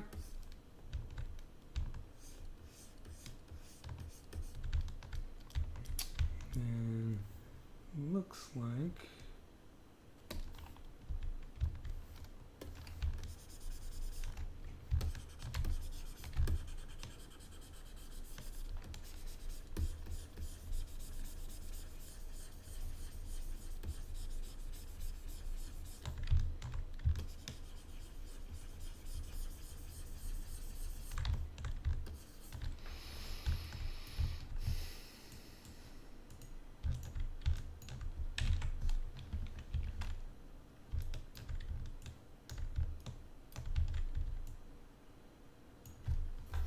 I'm going to take TWSK cloth, and it looks like we have like, this is the reflective surfaces can really start to mess with your head. But if this is the top of the mandible here, it looks like we have like almost like a channel coming down here. Oops, that's not the brush I want.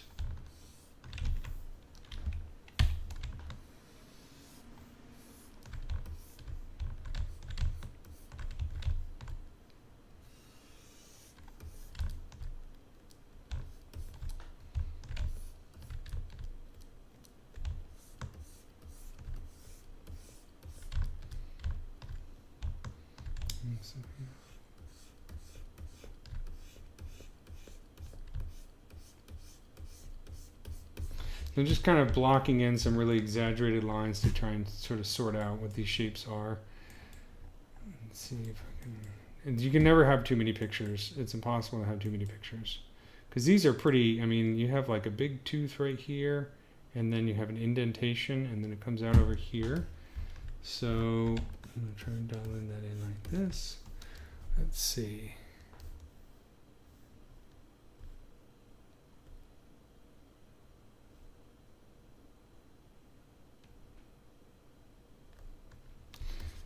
All right.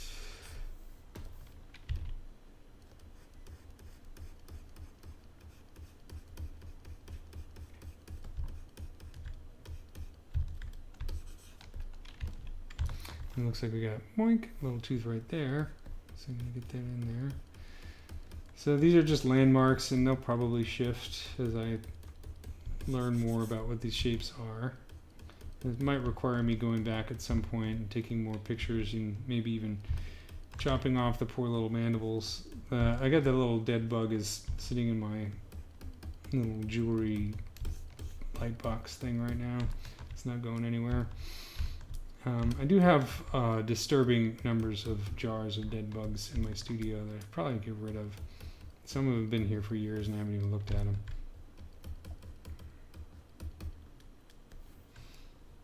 I guess I always thought, I was like, oh, I'm just going to spend a weekend modeling a million different dead flies. But usually takes me a few weeks to get a bug model done correctly if I'm doing it kind of from scratch. And that's including, you know, the sculpting, and then if I'm going to send it over to Maya and render it, rig it, and all that kind of stuff.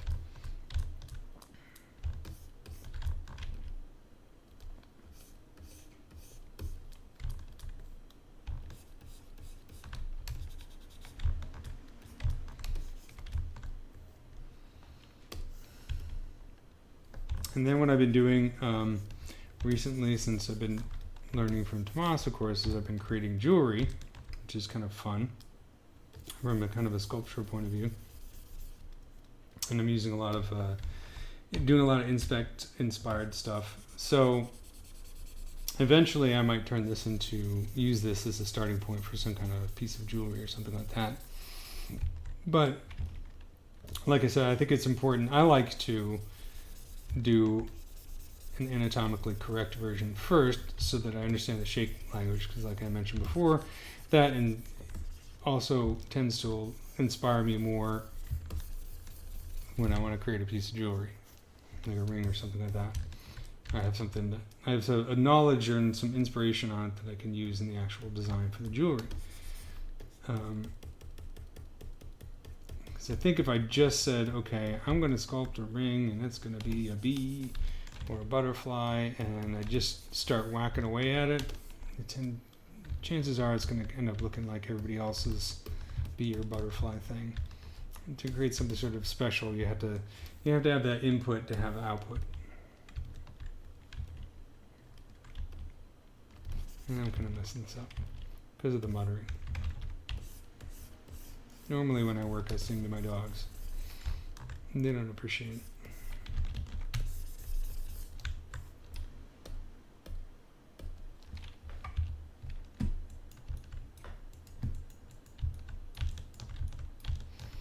The other thing is I try and bounce around. So if I spend like, I mean, I know these are not right yet. They're a little bit closer than they were.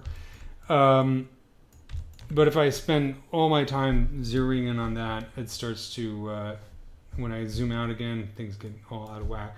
So I like to kind of bounce around. It also keeps my eyes fresh. So let's get the antenna in here. So these are basically generic bee antenna at the moment. So I don't think I've changed this since Apis mellifera, which is a honeybee.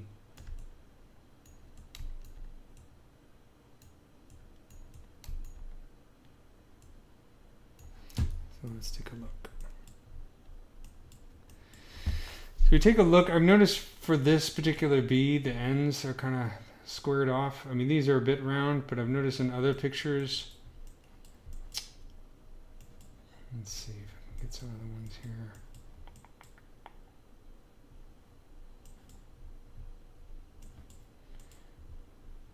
I mean, this thing is like chopped off.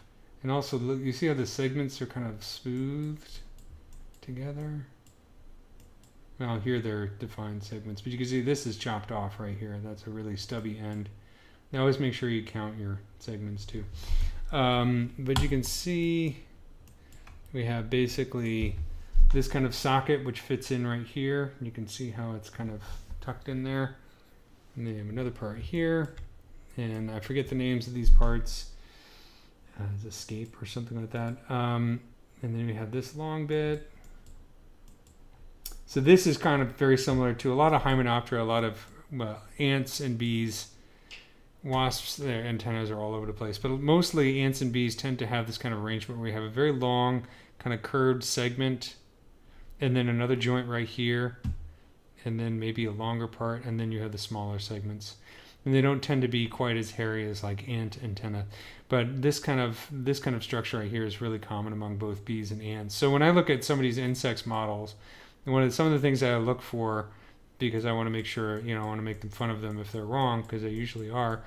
But that's okay, because I've had people take me to task before too, so I've been through it as well. But I'll look at the antenna, I'll look at the eyes, and usually those are the first places that I look to see how close they get it to what's right. And so if you look at butterfly or dragonfly antennas, they're going to be completely different. These are going to be similar to ant antenna.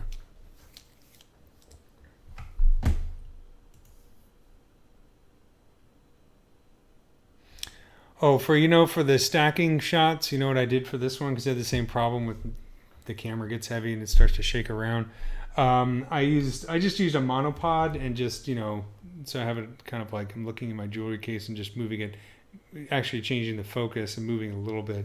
There are some really cool, I haven't geeked out enough to get it, but there are some really cool kits that you can get that completely automate. They're like little rails you put your camera on and then you have the computer actually automate the process of taking the picture. It's a good investment if you're going to do it a lot. I don't know if I get to the point where I want to spend money on it, that much money on it though.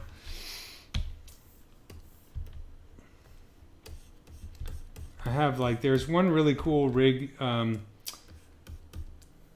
that we were playing with in one of these workshops where it was basically, it's very complicated. So you have the computer, you have the camera on basically like a fixed tripod kind of position. And then you basically had a bunch of lasers in front of it that would set off a trigger. So anytime something flew and crossed the lasers, the camera would take a picture, the flash would go off. And you tend to, you just sit there, we just hang out, drink some beers, and just watch the camera go off every few moments when a bug got in the way. And then later on, you sift through, 200 pictures. You might find like 3 or 4 that are actually really, really cool. So that's kind of like bug camera trap photography for bugs. There's a lot of people that now, setting up camera traps in the woods so they can get pictures of mountain lions and other kind of stuff. That's kind of cool. There's some friends who do that kind of stuff. I haven't gotten into that, but it's because that stuff, all these hobbies cost money.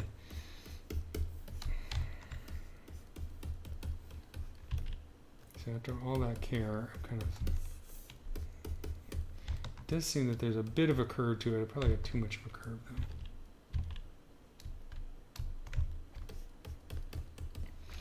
though. Here's a good point where I can use the Gizmo. Let's see if I do.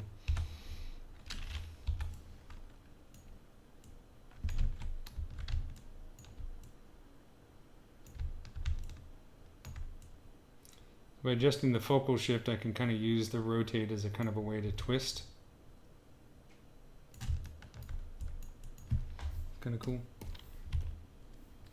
Do I have this as separate segments? No, this is all one thing.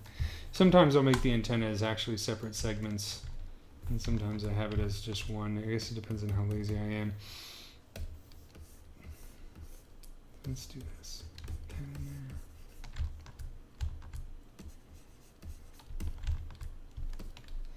So this looks fairly long, so actually let's save ourselves some trouble and just smooth all that out. I'll just dial in the segments. Because with these guys, you know, again, if you're looking at ants, you might have or beetles, you might have a completely different arrangement of the segments of the antenna.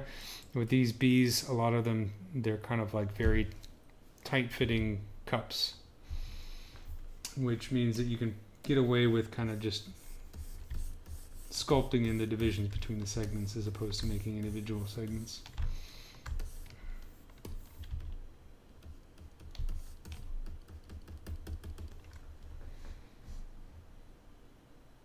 Where can you use ZBrush to promote biodiversity? Well, I'm glad you asked. Well, Entomology Animated. This is a website that I set up that I have all these animations on insect physiology. So that's one way. Obviously, ZBrush is becoming more popular as a way to, as a tool for using for museums and processing scan data. I've done a fair amount of that. I did a nice museum exhibit. It hasn't opened yet, but it was, and I haven't seen the final result, but it's going to be opening in Australia at some point. I've never been to Australia, but I made some models for them. So ZBrush is a tool for visualization. It's extremely powerful because I mean, I taught a class last summer online for some of the artists at the Smithsonian. That was a lot of fun. It's always fun to teach artists that they may not know ZBrush, but they know their art and they're really talented. It's very intimidating. And there's some really, really amazing artists there, but they're just learning ZBrush. So I was teaching them, and they're actually doing sort of a, you know, digital taxidermy in a way. That's what I made the lizard, the sailfin lizard for that class. So there's lots of different ways. I mean, it's a visualization tool. So anytime that visualization is required, ZBrush is a great tool to use. Okay, I know that sentence didn't make a whole lot of sense, but another thing I did is I worked on a VR project for some Italian researchers. They were doing, I haven't seen the finished project. It was sort of like a VR project of your shrinking you down and wandering through a tree and seeing how a single tree is its own ecosystem because of all the various insects and other life forms that it supports. So it was kind of a fun, so I made a bunch of bugs for that. I don't know if they finished it though. I should check and see if they finished it. Nobody ever sends me an email and says, hey, we're finished, man. It's very strange. Okay, so I just got a couple sausages now. That's fine. I think what I want to do is focus on getting this sort of tucked in like that. Your image.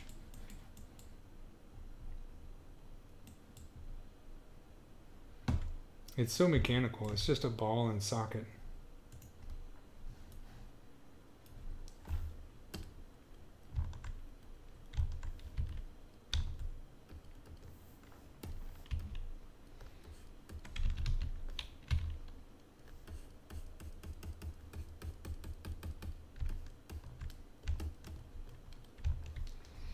Let's see. Lose. Okay, so we have this thing right here, this shape. So we also need to have, it's kind of like go down here.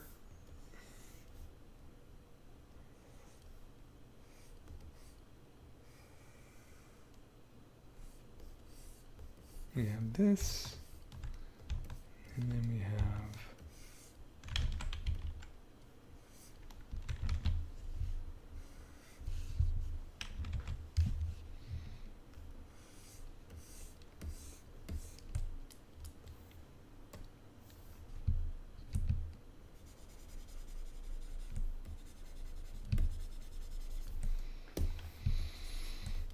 one is I need to create a plane there. All right.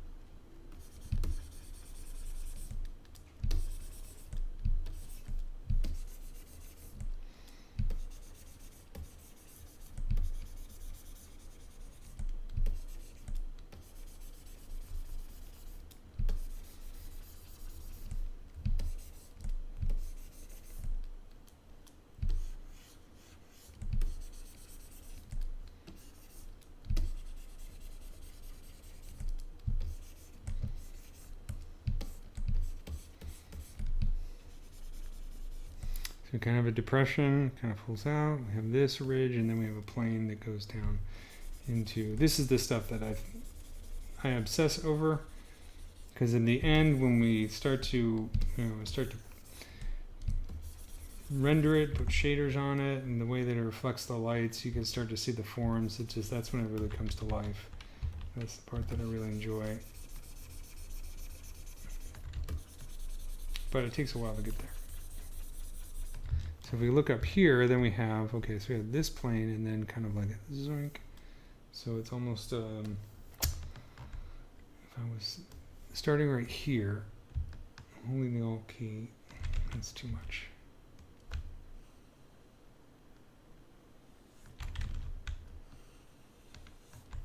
This might need to be higher.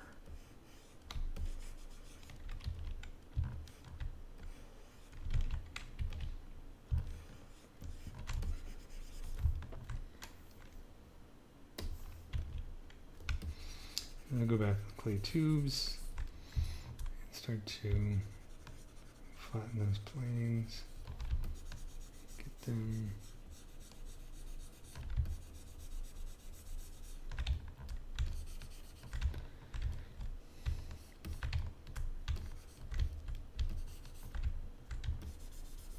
so then we kind of have this,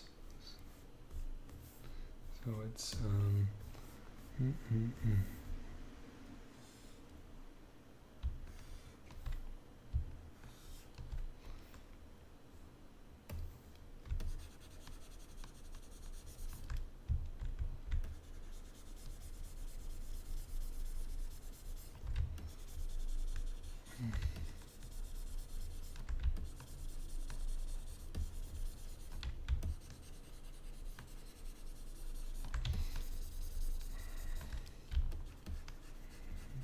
create this little sink down here.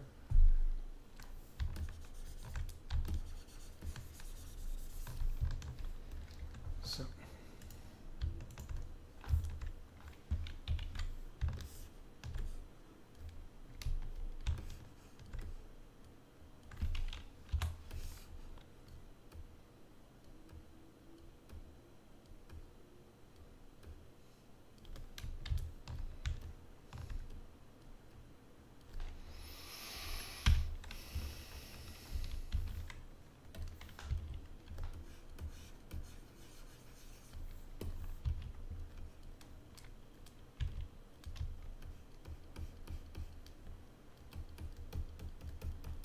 okay, I know I stopped talking or muttering. We got about 10 minutes left. So I mean, it's not bad for a start. Where things get really interesting is when you start working on the thorax and the abdomen, and that's where your reference, you really had to work hard at getting good reference. But there's some cool stuff to take a look at. I mean, the inside, this is the underside of the abdomen. And this looks like samurai armor. You look at other bees, you might not have this kind of ridge in the middle. I also like the detail of where the hairs come out. This kind of stuff, that's fun to sculpt. And this one is pretty hairy, so it's going to be it's really difficult to figure out what's going on with the legs. So I kind of have to use sort of generic bee leg shapes. Bees' knees are interesting. They do tend to have these long spiky bits.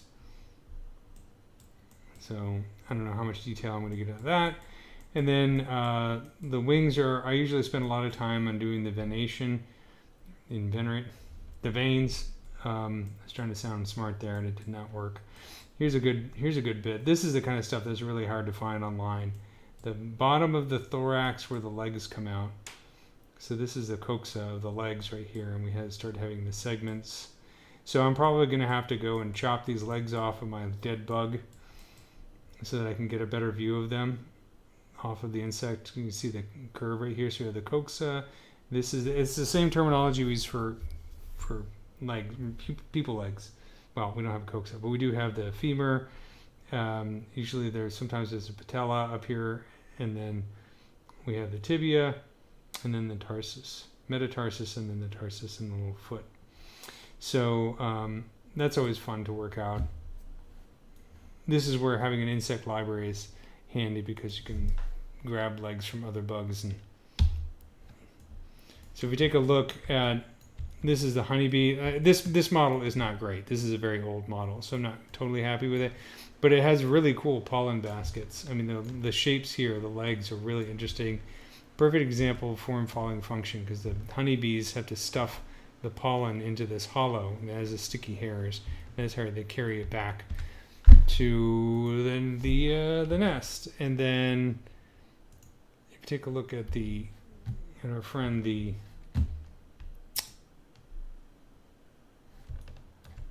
orchid bee, it's a pollinator as well. Check out the back legs on this thing, man. It's totally insane. They do the same thing where they stuff the pollen right here, but it's a very different shape than the honeybee. So that's kind of cool. I think our Carpenter Bee doesn't quite have the same craziness in the legs. Oh, I lost my reference.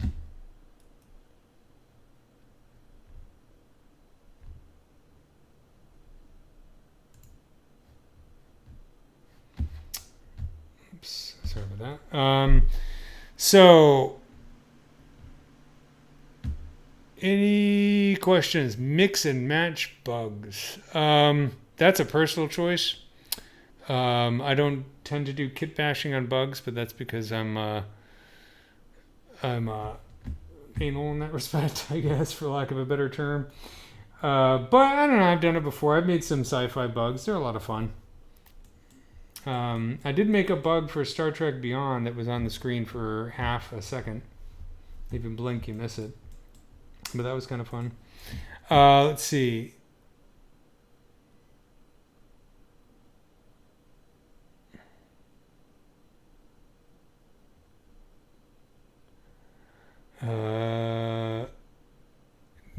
Will I use this model to import a game? I have created these models and then turned them into game models just for fun and brought them into Unreal.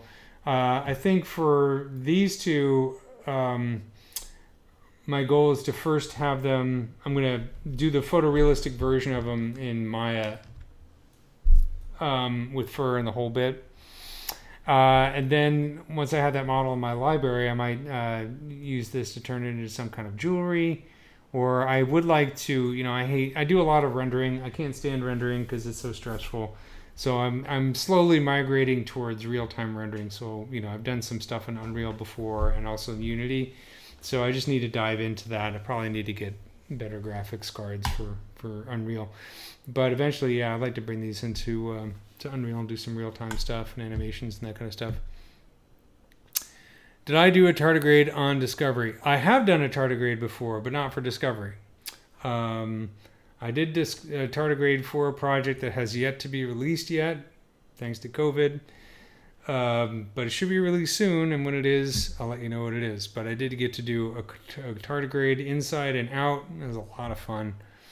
How do I model all the hairs?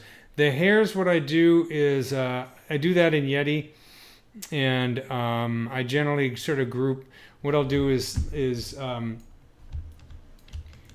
like for the legs, I'll have the legs as one part. I'll bring that into Maya as one part with, in other words, everything will be combined even though it'll be separate segments. And then I'll rig them with joints. So I'll just skin that segment to that joint. But I'll keep them all as one mesh.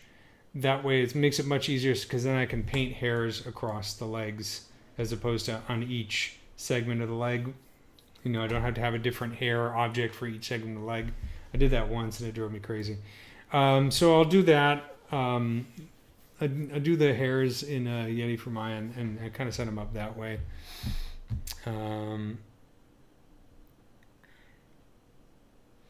Was it animated? The tardigrade is in fact animated. How much would you charge from a specific model that you're showing? As much as I can get away with. You want to see a dragonfly? All right, I can show you a dragonfly, man. I've done both dragonfly and damselfly. Here, I'll load up the model real quick. So,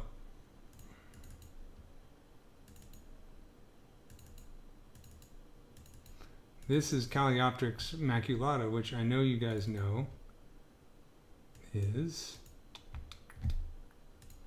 damselfly. I have a friend who's a dragonfly expert. John and Kendra Abbott are both dragonfly experts, so this guy's loading. Yeah,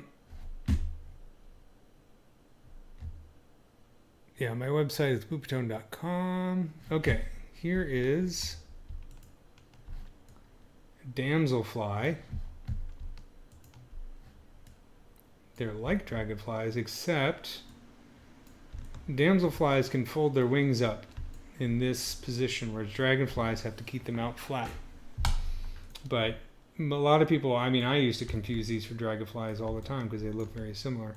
They have really cool faces. I find them to be kind of cute too. Notice, look at the antenna on these guys. So they have much smaller antenna than, say, bees or ants. And then, let me see. ZBrush.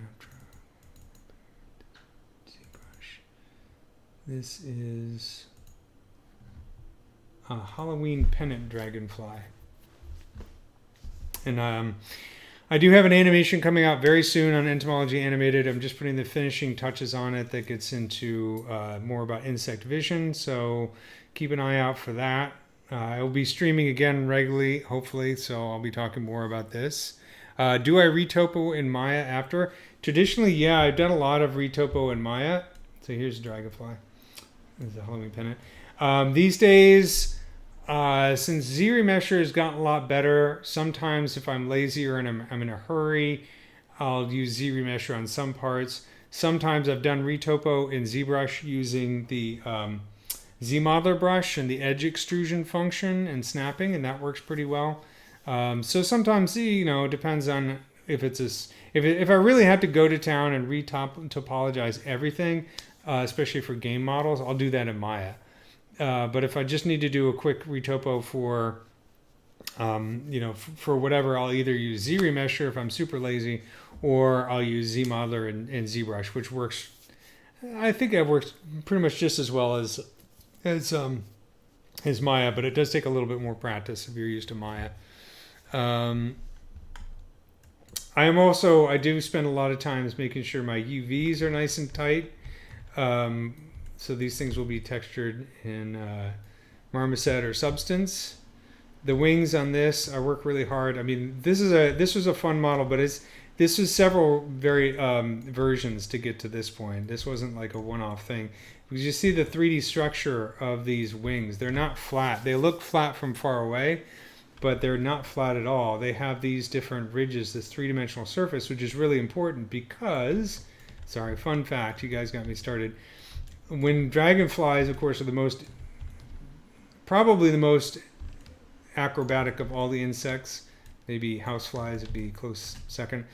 But they can basically turn 180 within 3 or 4 beats of their wings. And the reason that they do this is these channels that you see in the dragonfly wings, when they're flapping, and they have a very specific way they kind of swim through the air, they create these vortices of air within these hollows, and these vortices act almost like ball bearings. So the insect, the dragonfly, is basically like rolling through the air on these little vortices that it creates.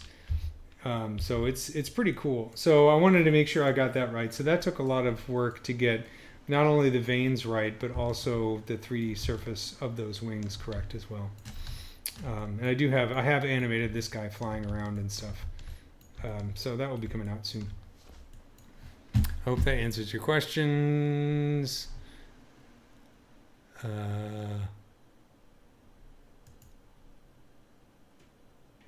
Is it real-time scale or default? I don't. It's a good question. I mean, technically, I should be scale.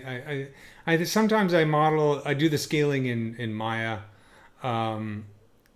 which I probably should do more in ZBrush, but it goes back and forth. Usually when we get to the point where I'm rigging an insect, I'll make sure it's the right scale, so that the lighting looks correct and everything.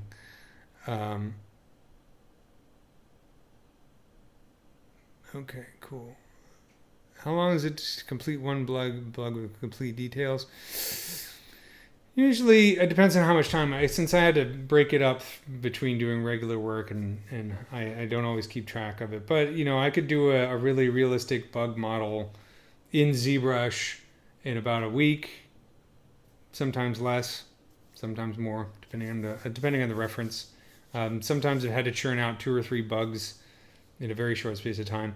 What takes the most time is sort of the setting it up in Maya with the UVs and the texturing and the fur and the rigging, and that stuff is a bit more laborious.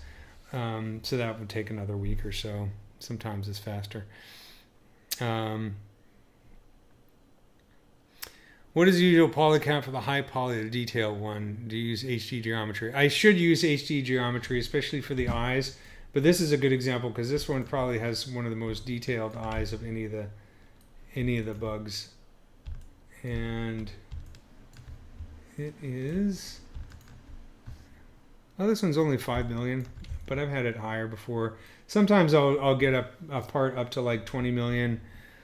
I usually don't go too far beyond that because that starts to become overkill. But like I said, I need to incorporate HD geometry into my sculpting workflow. I just haven't done it. So the last time I used HD geometry was years and years and years ago, and I just found the workflow it was too jarring. Like I didn't have the freedom to just sculpt. But I've heard good things that it's improved a lot over the years, so I'll probably get into that some more. But yeah, this is Dragonfly.